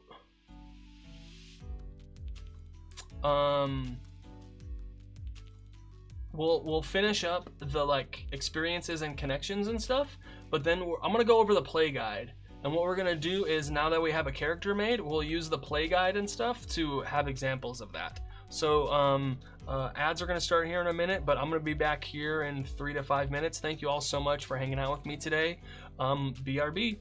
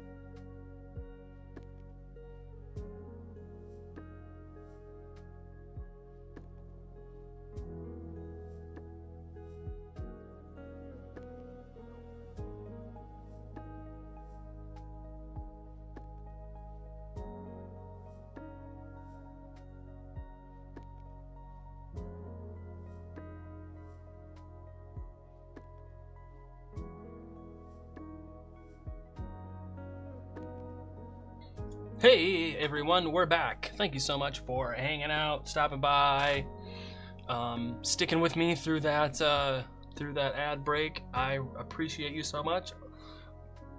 Luna Birder, I don't remember I followed you. Well, hey, thanks for following me. I appreciate it. I hope you're enjoying it. Lots of people followed me because of a couple of videos I made earlier this year. About Dungeons and Dragons. It was a good time. Okay. We are back talking about experiences, and they both get a +2. Experiences.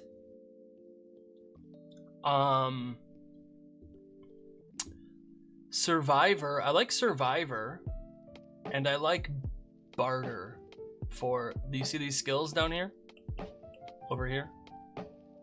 I think. What did I say? Barter and Survivor. Survivor and Barter, I think, would be good experiences. Where we go? Boom. Barter and Survivor, and they have a +2, each of them.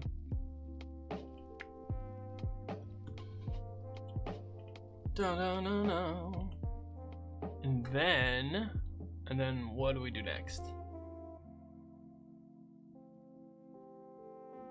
Oh, description choices. Where do I put those choices though?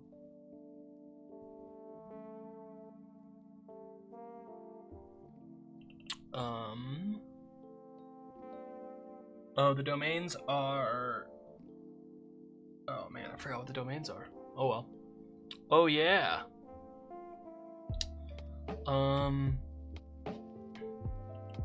Hi. Thanks for stopping by.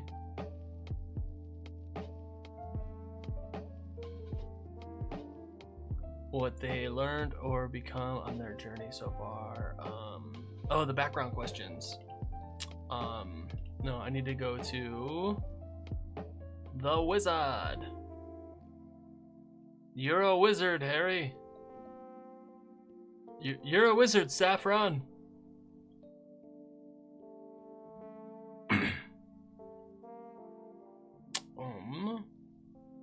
There we go. Background questions. What responsibilities did your community once count on you for? How did you let them down? No! Why would you do that to me? If you had to quit one RPG, what RPG would you stop playing? Oh man.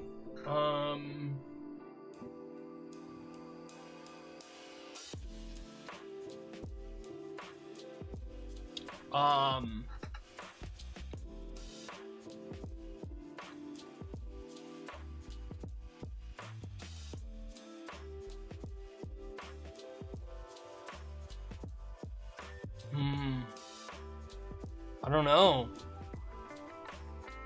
If I had to?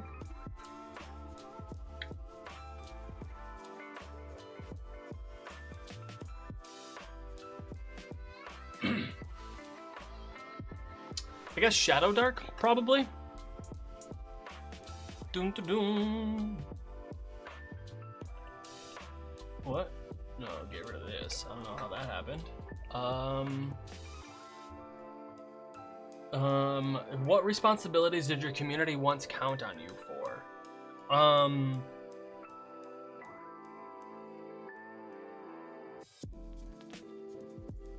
They were like a guard. They were like the town guard or something, but not like a guard, but more like a bouncer.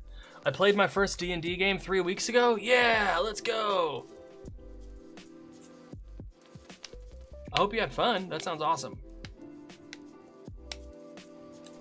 You have and how did I let them down? So I was like the bouncer of the community, and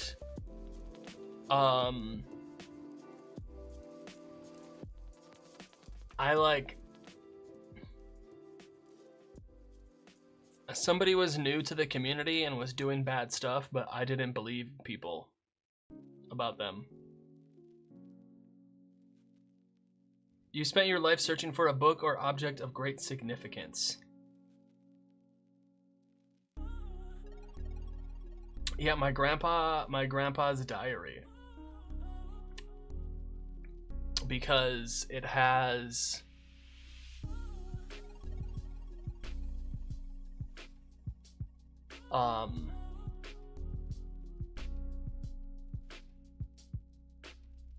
it has the final, like, it has the notes to a spell that was lost for our heritage, if that makes any sense. You have a powerful rival. Who are they, and why are you so determined to defeat them? Oh man.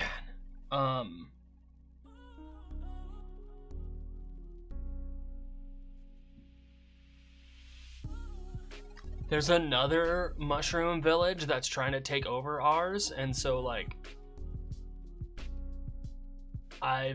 there was another like mushroom that also learned magic, and so we've been like fighting a bunch. If that makes any sense. Okay. Fun stuff. And then connections is I don't have other characters to do connections. So the next part that we do, the next part we're gonna look at is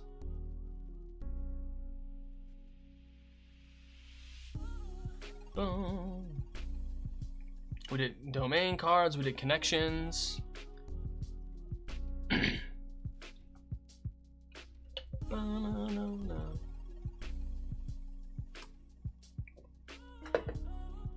And play guide. So essentially what happens is you describe what you want to do and you work with the GM to determine if a roll is needed. Decide if you're gonna add any modifiers. You roll duality dice. Powerful villain should be Jeffrey Fenderbottom, who was your school bully. So you roll 2d12 and you add them together instead of using a d20. And so also there is what happens is you add them together, and then each one of these is a different, so one of these is a hope die and one of these is a fear die, and so when you add them together you say which number was the highest, hope or fear, and so that creates a more types of success. Aussie Nerd Girl, hey, thank you so much. Gotta go start work. Hey, Freddy, welcome back. It's been so long. It's good to have you back, Freddy. And Aussie Nerd Girl, thank you so much. Take care. I hope you have a good one. I'll see you next time. Find me on Discord. I got a Discord server. You're on Instagram already. Find me on Threads. Thank you and take care. So like, let me pull just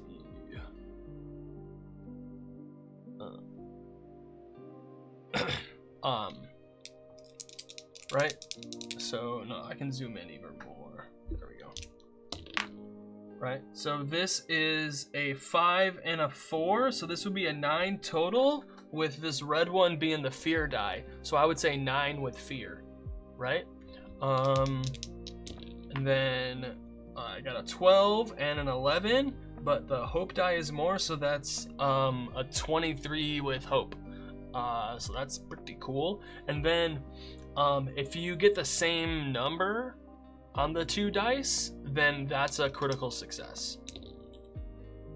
So we have a 6 and a 4, so we have a 10 with fear. And so what happens is, because you have the hope and a fear, and you have a success and a fail, you get, and then you have the critical success, you have 5 different types of success that you can have. You have critical success, success with hope, success with fear, failure with hope, failure with fear. And so what happens is anything with fear throws over to the game master, right?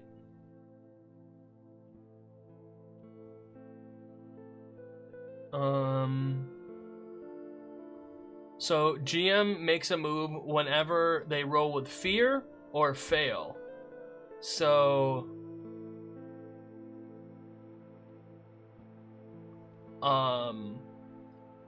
so if they roll with fear, that's 2 of them, or if they fail, that makes 3. So 3 out of these 5 action roll results result in the game master making a move. And all that means is maybe the world reacting. A character wants to kick down the door, and they roll low. Maybe they do it well, but there's adversaries in there that they didn't know about. You could just ask them, like, hey, what happens when you try to kick down the door, and then build on the answer a little bit. There's all these different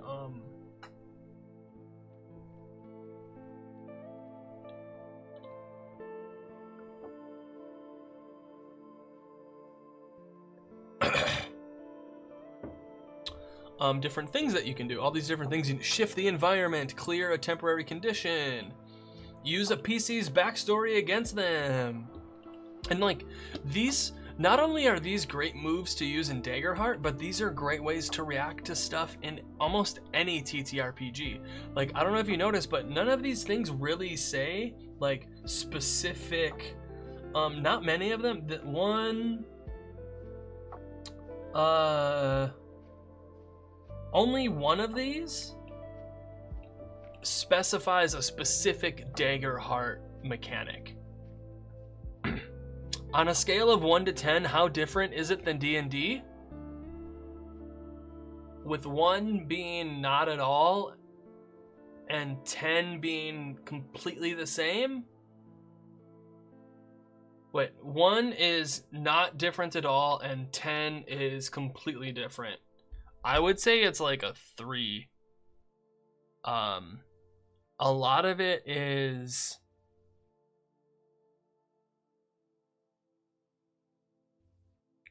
D&D stuff with different names.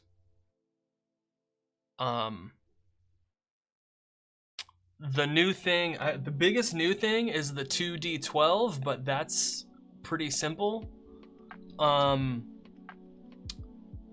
I think for GMs that have played like Powered by the Apocalypse or other like move-based games, will get into it a little bit more. But what I like, I haven't played it yet. I have not played or run it yet. I like that it does give you guidance on how to react to failed rolls. Because it gives you example GM moves. Some of the adventures that I've seen give you examples of what you can do when players fail a roll, and I think that's really helpful.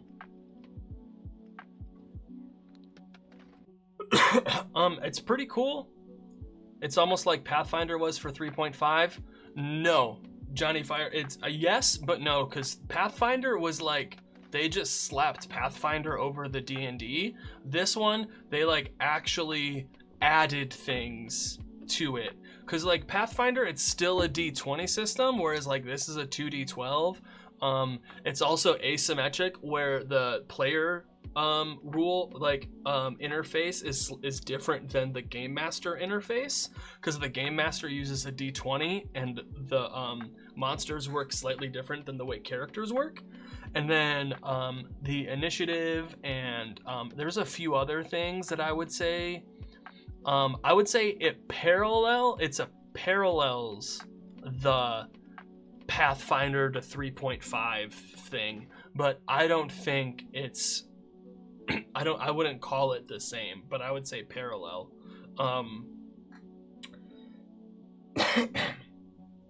Because I would say if you want Pathfinder for 3.5, that's Tales of the Valiant or Level Up Advanced 5e. Those are the Pathfinder of 5th edition.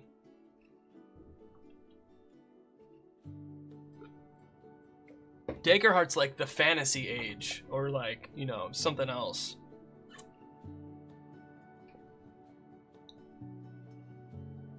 I don't know if that makes any sense.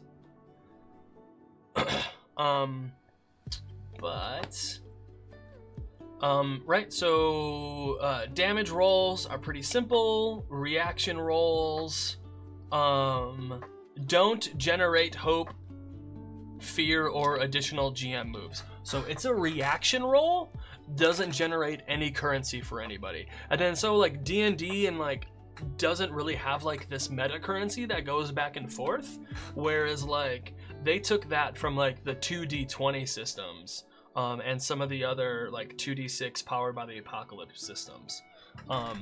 But like I said, it does parallel that, I think. And I do think this game is a response to the OGL crisis a little bit, yeah. But I think if you want a better example of a Pathfinder is to 3.5 as is like X is to 5e, it's Tales of the Valiant or Level Up Advanced 5e for sure.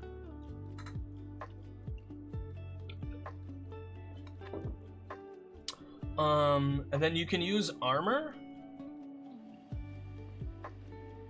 And so what happens is armor, when you take damage, you have these thresholds.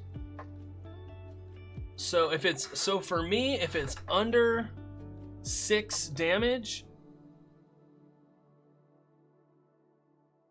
it's 1 HP. If it's between 6 and 13, it's 2 HP. If it's 13 or more, it's 3 HP. And that's how much I would mark off here, right? And so, but I can mark an armor slot. I have 3 armor slots. And I can reduce the damage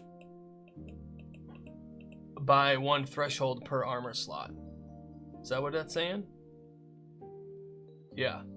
But you can only use 1 armor slot at a time. You can't use multiple armor slots.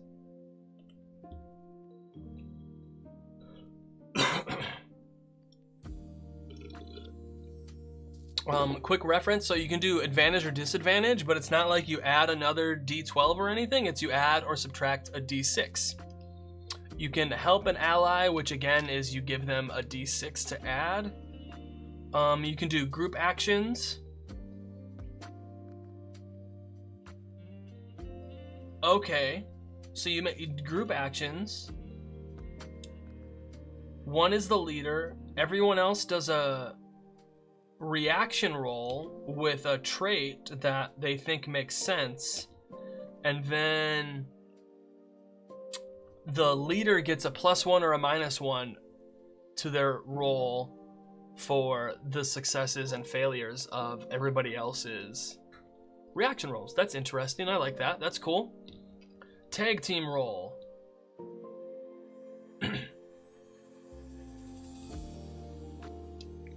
Cool. If you succeed on the tag team roll, you both roll damage.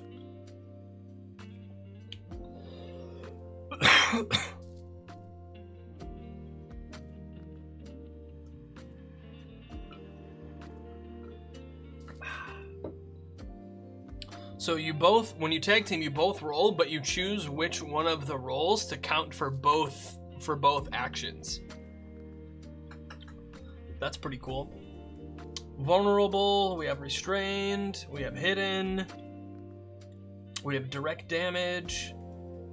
Armor slots can't be marked to reduce this damage. Okay. And then so we have downtime, we have short rests and long rests. So during a short rest, oh my god, I'm so thirsty, holy cow.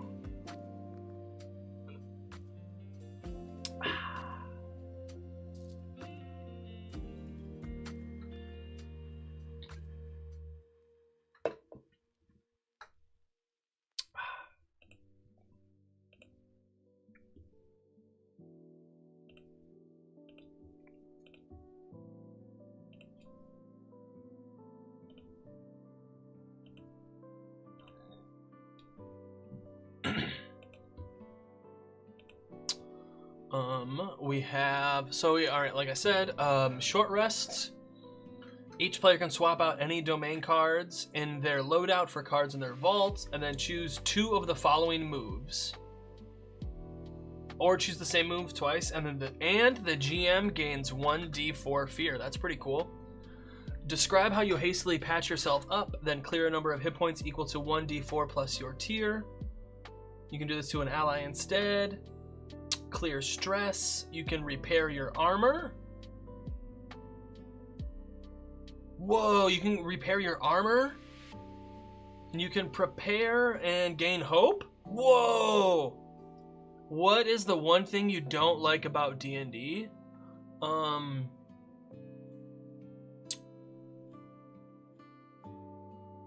don't like the pretentious gatekeepers. I think some of the fans are the worst part about D&D. And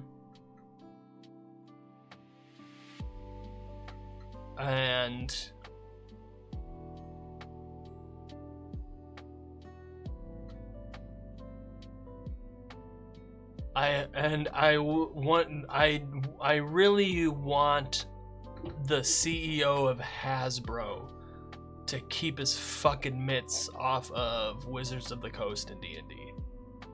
I think they'll be fine if he doesn't. The least amount of input that guy has into the future of D&D, the better. And Wizards of the Coast in general.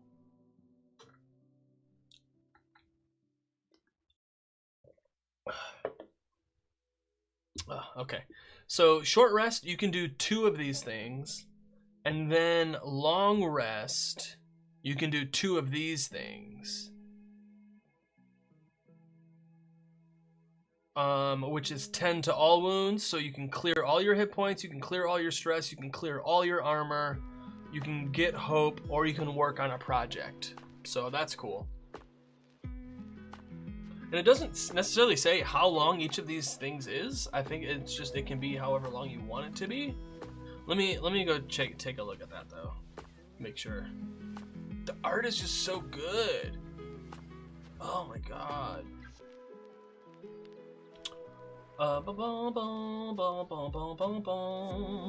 Countdowns. Additional rules. Full example of play. It's like 6 pages long. What was I looking at? Oh, resting. Dun dun dun. Equipment loot. Where is resting? Additional player guidance. Making moves. Action rolls. Oh, it's gonna be downtime. Here we go.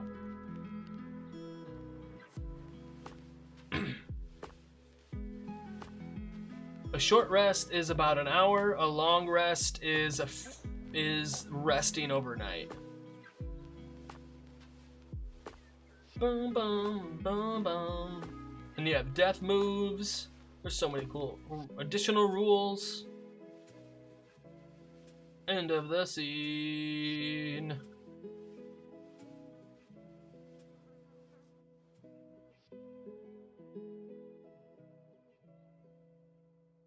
Dope. Awesome. So that's what that is. That's the resting. Astral projection.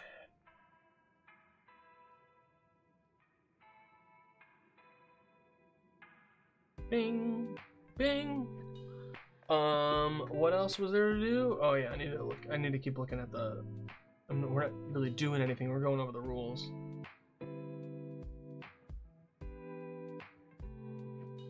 Come on. Right. So okay. So we did that. So so they have 4 tiers because Daggerheart only goes to level 10. So tier 1 is level 1. Tier 2 is levels 2, 3, and 4.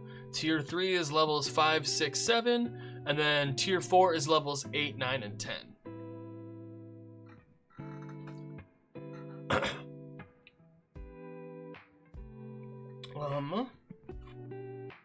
So the weapon that we have is a great staff, and I use knowledge. So essentially I shoot a magic, I have a staff, and I shoot a magic boop at somebody that's up to very far, which is like very far. That's probably, I don't know, 120 foot range. I don't know, like something like that, 60, 80, I don't know. And it's a d6 magic damage, and so I can roll an additional magic damage twice and discard the I get advantage on the damage for the great staff, but it is two-handed. So if we go, let me see if I can find an adversary really quick. And their environmental stat blocks is so cool. Okay. Let's find a tier 1 solo, difficulty 14. Okay, so what I would have to do is roll an attack. What did we say? It was the great staff with my knowledge is a +2, right? So that, oh my god, that is a 9 with 11 with hope, so that misses. Let's see, a 9 and a 9 is 18. That's a crit. What? I forgot. I already forgot what happens on a crit. But then I would roll damage, but so it's a d6, so I can roll both of them and choose the higher number, which is I got a 2 and a 4, so I can use the 4 to deal 4 damage to this guy. But it would only be 1 HP. How much HP did this thing have? Stress 4, oh, 8, it has 8 HP. So that would deal 1 HP. Hi! So that's cool. Are there any other, like, small... Here we go. Jagged Knife Bandit, tier 1 standard.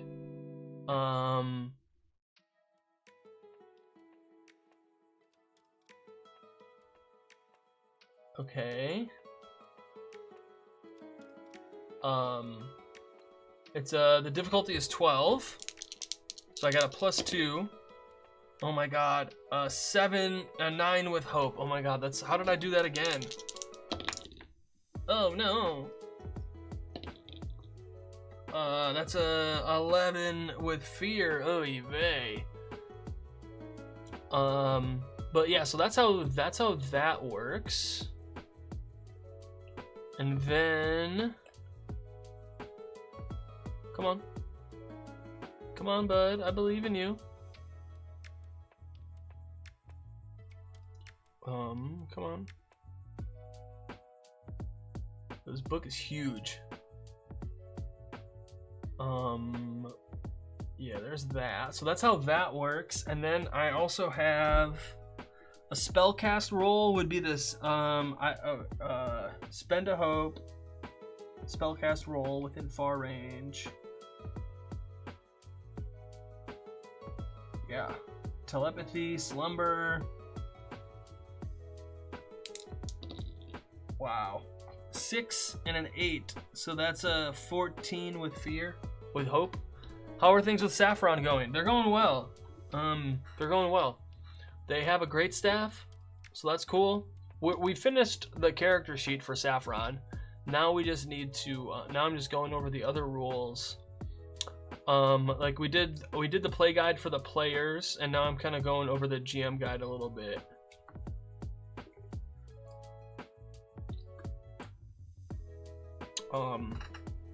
So there's a difficulty traits here, difficulty numbers here, which is good to have. This is essentially a GM screen right here for this one page. But so like I was saying before, they have 5 different possibilities of the action roll. So there's 5 degrees of success and failure here essentially.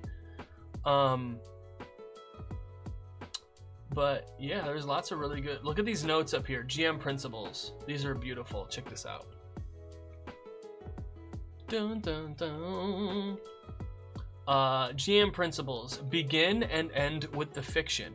Collaborate at all times, especially during conflict. Fill the world with life, wonder, and danger. Ask questions and incorporate the answers. Make every roll important. Play to find out what happens. Hold on loosely. Don't let go. If you squeeze too tightly, you're going to lose control. So those are like the GM principles for Daggerheart.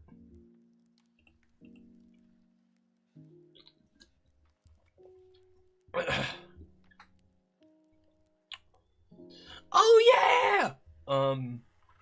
Do you think Daggerheart is more collaborative? Yes, specifically because they tell you to. It specifically tells you to like throw it to the players.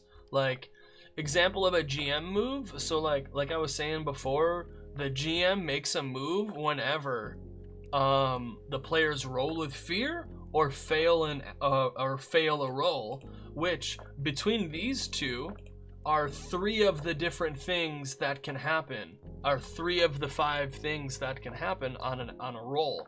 So 3 out of 5 times it's gonna be popped back and forth, right?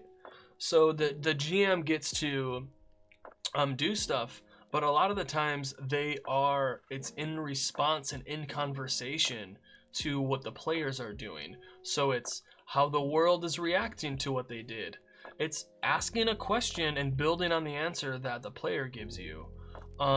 It's, you know, clearing a temporary condition. It's changing the whatever's going on in the environment. Spotlighting an adversary. Reveal an unexpected danger. Use your PC's backstory against them. So like all of these moves that they have as examples are really in conversation with what the characters are doing and their backstory and stuff like that. It is very dynamic, yeah.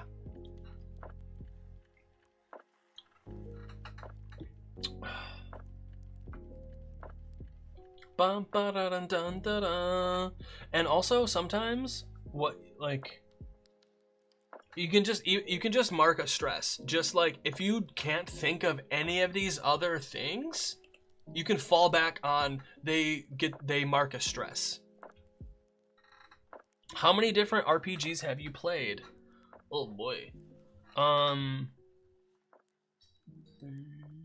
4, 5, 6, 7, 8. I think 8 sounds about right.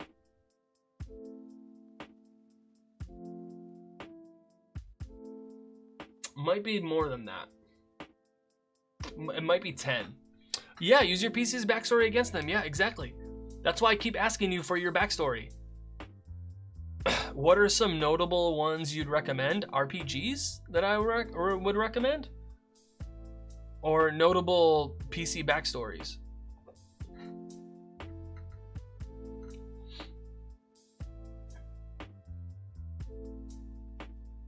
Man, I'm really feeling this song right now. Sorry. All right, what do I want to look at next? I want RPGs. Well, Daggerheart, of course. Shadow Dark was really fun. I would probably go for like. I really want to. What would I recommend?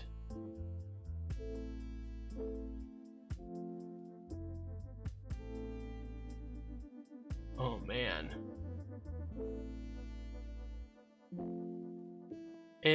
I can't even. I'm blanking on so many games right now, but like Shadow Dark would be pretty good for a new person. I think like D&D or Daggerheart would be good with like pre-made characters. I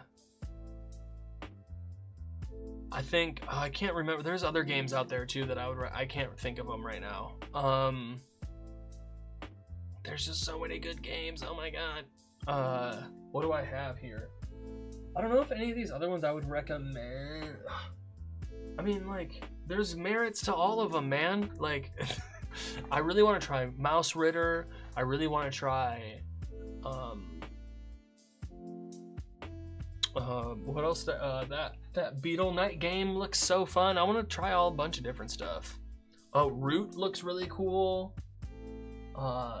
I want to try Avatar, but okay, so based on games that I have actually played. If you want something super simple, Sagas is really fun and easy. It's Sagas, it's an acronym, setting and genre agnostic system. So what happens is it's a D10 roll under system, and you don't pick a class or anything, but you have abilities. You have a bunch of abilities that you can choose from, so you can mix and match all these different things. And so that's how you essentially create your species and create the like class abilities that you have, or subclass abilities that you have, is by taking all these different abilities together. Do you know what Warhammer 40k is? I do know what Warhammer 40k is. I don't know much about it. Wargaming doesn't, like big wargaming like that doesn't really appeal to me. I know there's a Warhammer 40k like novels, there's video games. Isn't there like a Rogue Trader game that just came out that's really popular? There's like there's a ttrpg for it, and yeah. I mean, like Warhammer, that's like that's the name of your title. The name of your campaign frames, adversaries. Here we go. So I did a little overview already of the campaign frames, but I want to take a look at the environment stat blocks. I have Daggerheart's core set for myself, but I have a huge issue with the fear mechanic. I feel it limits the creativity, setting it to a point system. I would say Tales of Aricia. I don't. It creates, so it limits the creativity. The thing is, I think for some people it helps them with the creativity because they have a list of things that they can improvise on, and some people need that. So I think what you see as a detriment, others may see as a strength. As for the GM versus players mentality, all it is it's codifying when a game master reacts to a roll. That's all it's doing. And so I would try it and give it a. Have you played it yet? Because from what I'm seeing, I haven't played it yet either. But from what I'm seeing online, people are saying what you're saying about the GM versus players mentality. Spotlight initiative sounds horrible. I don't really understand this. And then they play it and they're like, oh wait, all these things actually didn't matter, and they weren't detriments at all. So I mean, totally stick to 5e. There's no one's telling you to do anything. Like, I'm a super big fan of D&D 5e and 2024 and all of it. But I'm really liking these different things that Daggerheart's bringing to the table. But I really think you should give it a try a few times, because like the GM versus players mentality, that's already in D&D. People already think that about D&D. So like, you saying that doesn't really mean much, because the people that do play it are saying that doesn't exist. If you're doing custom monsters for D&D and other RPGs, they make good physical models. Oh, yeah. I mean, lots of people make. It's collaborative storytelling, that's not competition. Yeah, I mean, that's what Daggerheart is. It's collaborative storytelling. Like, okay, here, like, I know you say you're saying, oh, it's competition, GM versus players, but like, have you read the book?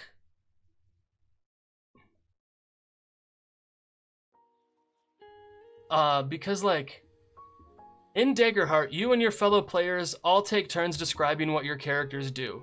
The GM determines the consequences of those actions and guides the group into collaboratively evolving the narrative because of those consequences. Depending on the result of the roll, the events of the ongoing story will unfold in new and unexpected ways. So there's that. And then we also have, the golden rule, the rulings over rules, player principles. Be a fan of your character and their journey. Spotlight your friends. Address the characters and address the players. Build the world together. Play to find out what happens. Hold on gently. A table for all. All of that sounds like not GM versus players. All of that sounds like collaborative play. You know, so like, if you look at just that one mechanic of fear, sure, you could say it looks like a GM versus players mentality, but if you take a look at the whole thing, it really looks like that's far from the truth. But also, I haven't run it, so, you know, I could be completely out of it.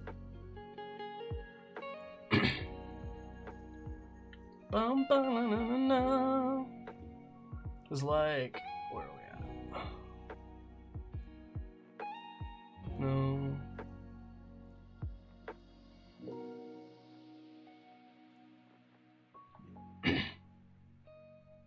Because, like, I have a hard time with you saying that it's a GM versus players mentality when we have GM principles, begin and end with the fiction, collaborate at all times, especially during conflict, fill the world with life, wonder, and danger, ask questions and incorporate the answers, make every role important, play to find out what happens, hold on gently. GM best practices, cultivate a curious table, gain your players' trust, keep the story moving forward, cut to the action, help the players use the game, create a meta conversation, tell them what they would know, ground the world in motive, bring the game's mechanics to life, reframe rather than reject, work in moments and montages. Yeah, not all GMs are going to listen to that wisdom, but here's the thing. Are you? Because we're not talking about other GMs right now. We're talking about you. So I look at this and I see, wow, this is a really collaborative game. Okay, then it doesn't sound like you're gonna have a problem with Daggerheart.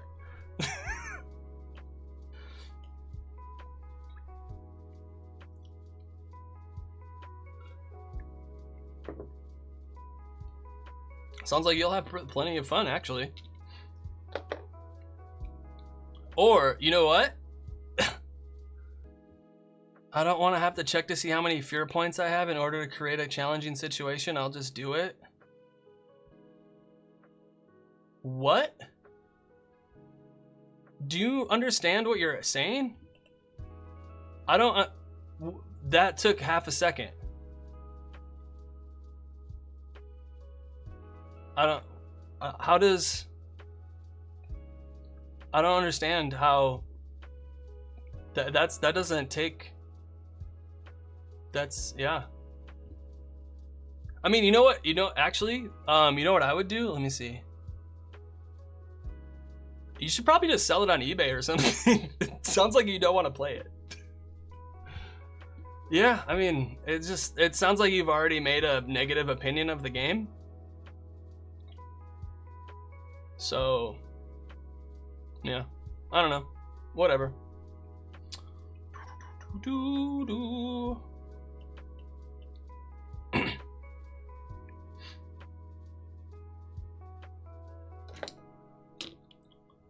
Yeah.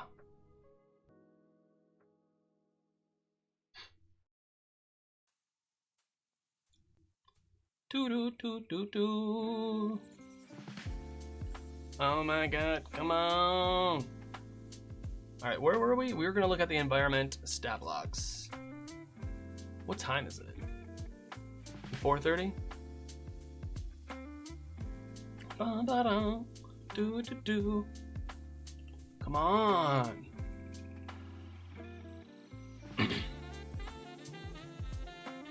Oh no, oops. I wanted to go to the environmental stat blocks. There we go. Abandoned Grove. Tier 1 exploration. Okay. Tier 1 environments, ambushers.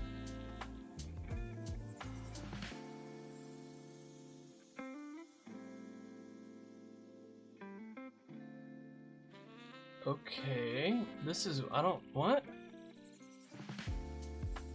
Abandoned Grove, bustling marketplace. That's cool.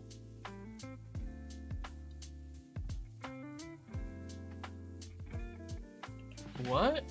This is weird. Local tavern, tier 1 social. A lively tavern that serves as the social hub for its town.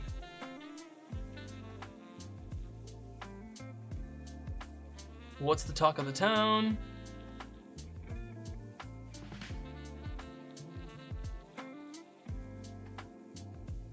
So this is just stuff that you can do in these places. So these are just situations in a stat block.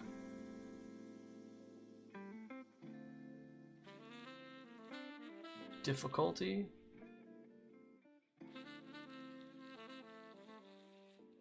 Raging River.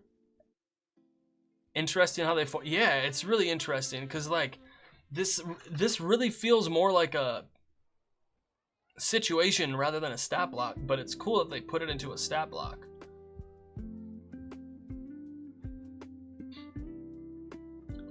Do do do do do do. Tier 2 environments, cult ritual.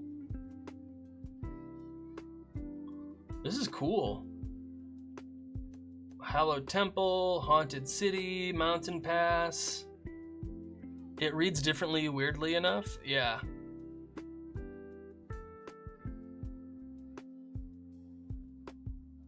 Burning Heart of the Woods? Yo! Okay. Bum, bum, bum, bum. Learn 3 of the below details. Okay, gotta go. It's like 1 a.m. Hey, thank you so much, Warhammer Kid. Take care. You have a good one. I'll be back every Saturday. Every Saturday. Stop on by. This is super cool. Grasping vines, charcoal constructs, choking ash.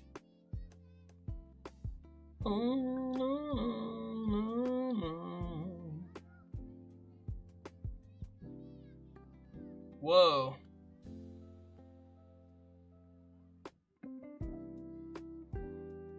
Okay, man, this is really cool. Castle Siege, Pitched Battle, Chaos Realm, whoa. Imperial Court. Yo, look at this art, man, it's so good. All right, I want to be this guy right here. This is the guy I want to be. I want to be this guy. Campaign frames. Downloads. What campaign frame would I do? If I was going to run a campaign frame, which one of these would I run? Ads starting in 5 minutes. 5 banners burning. You know, Beast Feast sounds kind of fun. But I don't know.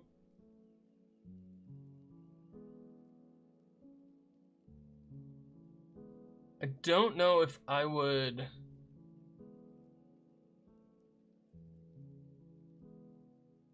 Yeah, I don't know.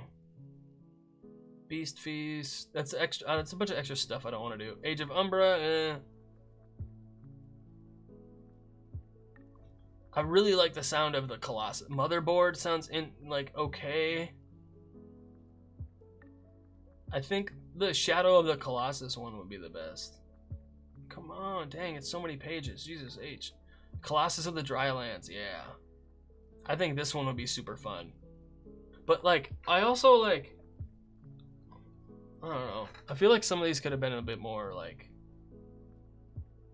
I don't know, they're cool. I just want them to be more. Or like, I want more campaign frames. That's what I want. I want more campaign frames. But they're pretty cool. Okay, what time is it? 4:30?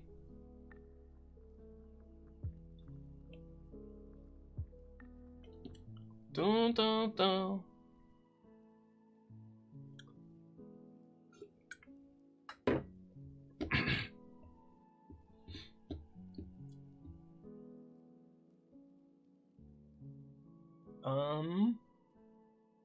Yeah, I think that's all we're gonna look at for today. We made a character that was super fun. We made Saffron Amanita Lagrange, a Wildborn Fungrel, School of Knowledge Wizard. You know, super fun. Identifies as a problem.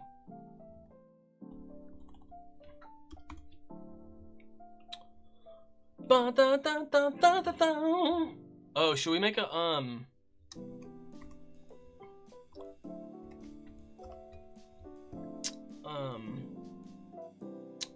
let's make a little token. Mushroom. What are they called?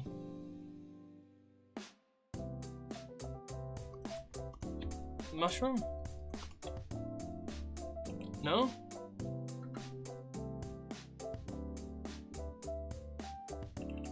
Oh, what are they called? They're, spore? No.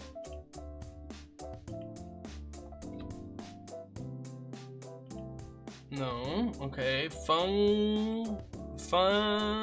Fungafolk? No, man. There we go. A myconid. There we go.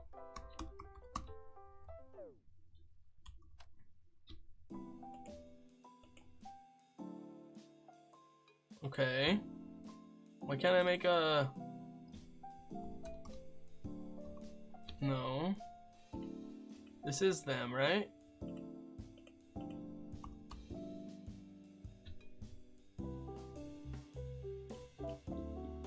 The myconid. There we go. What do we... Oh, I like this one. There we go. Saffron, what's good, bud? Oh, I gotta sign in. That's what it is. Hold on a second.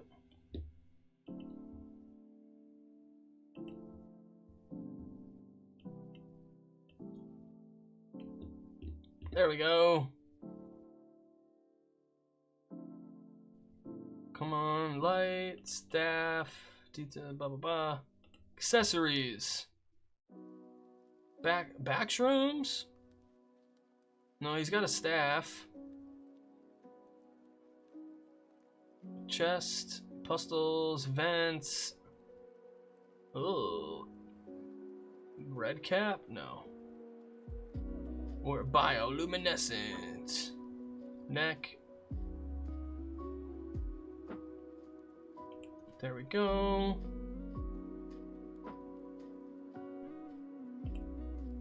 Saffron the mushroom is the best.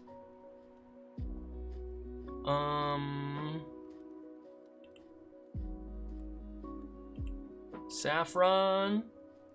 There we go. Frame. I'm cool with the frame.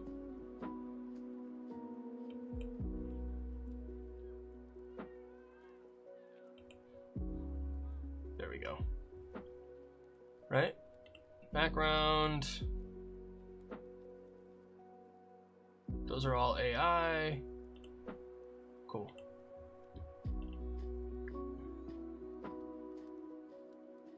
There we go. Saffron. The spore, the mushroom wizard. All right, everybody, here's the deal. here's the deal.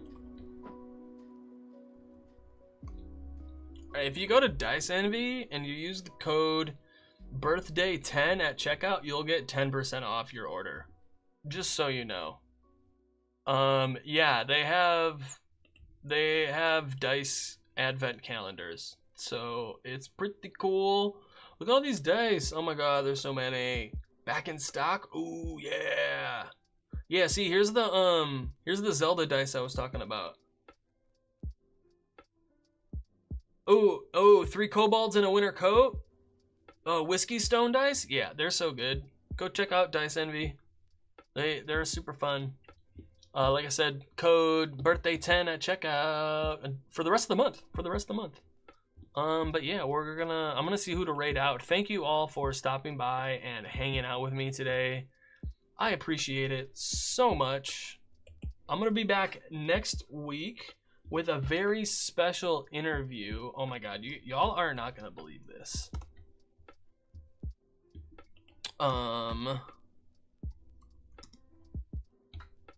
Do y'all know the 20-sided tavern?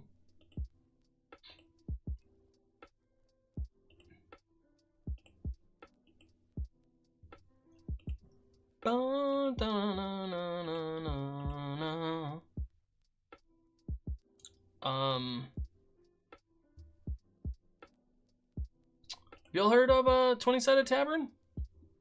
Well, next Saturday, I'm going to be interviewing RJ Christian, September 13th. It'll be Christian, and then on the 20th is going to be Will Champion on the 20th, and then the last Saturday, the 27th, is going to be Cassidy. So I'm going to be interviewing them on the channel. It's going to be super fun. I'm really excited. I don't know if you guys have been paying attention to me at all, but I said, hey guys, you should follow me on Twitch because I got some really fun stuff coming up in September. Well, this is what I was talking about. So please stop on by. It's going to be super fun. We're going to talk D&D and playing it live on stage for people, which is super cool. I'm super excited. So please stop on by for that. It's going to be so fun. Anyways, who are we going to raid out to? Let's see. Let me see who we're going to raid out to.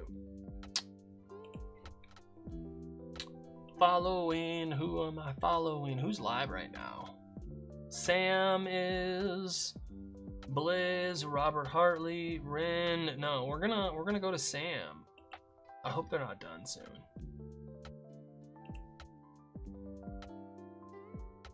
Welp.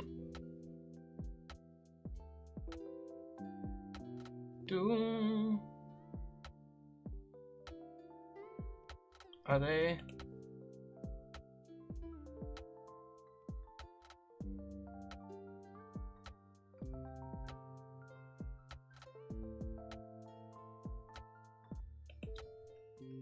All right, we're gonna raid into Classic Sam because they're awesome. Is that okay? I hope it's okay. I have the kobold ones. They're adorable. They are. They're so adorable. Awesome. Thank you all so much for stopping by and hanging out with me today. I really appreciate it. As always, I'm Craig of Inspiration. Good luck with your next session. I believe in you. See you in the future.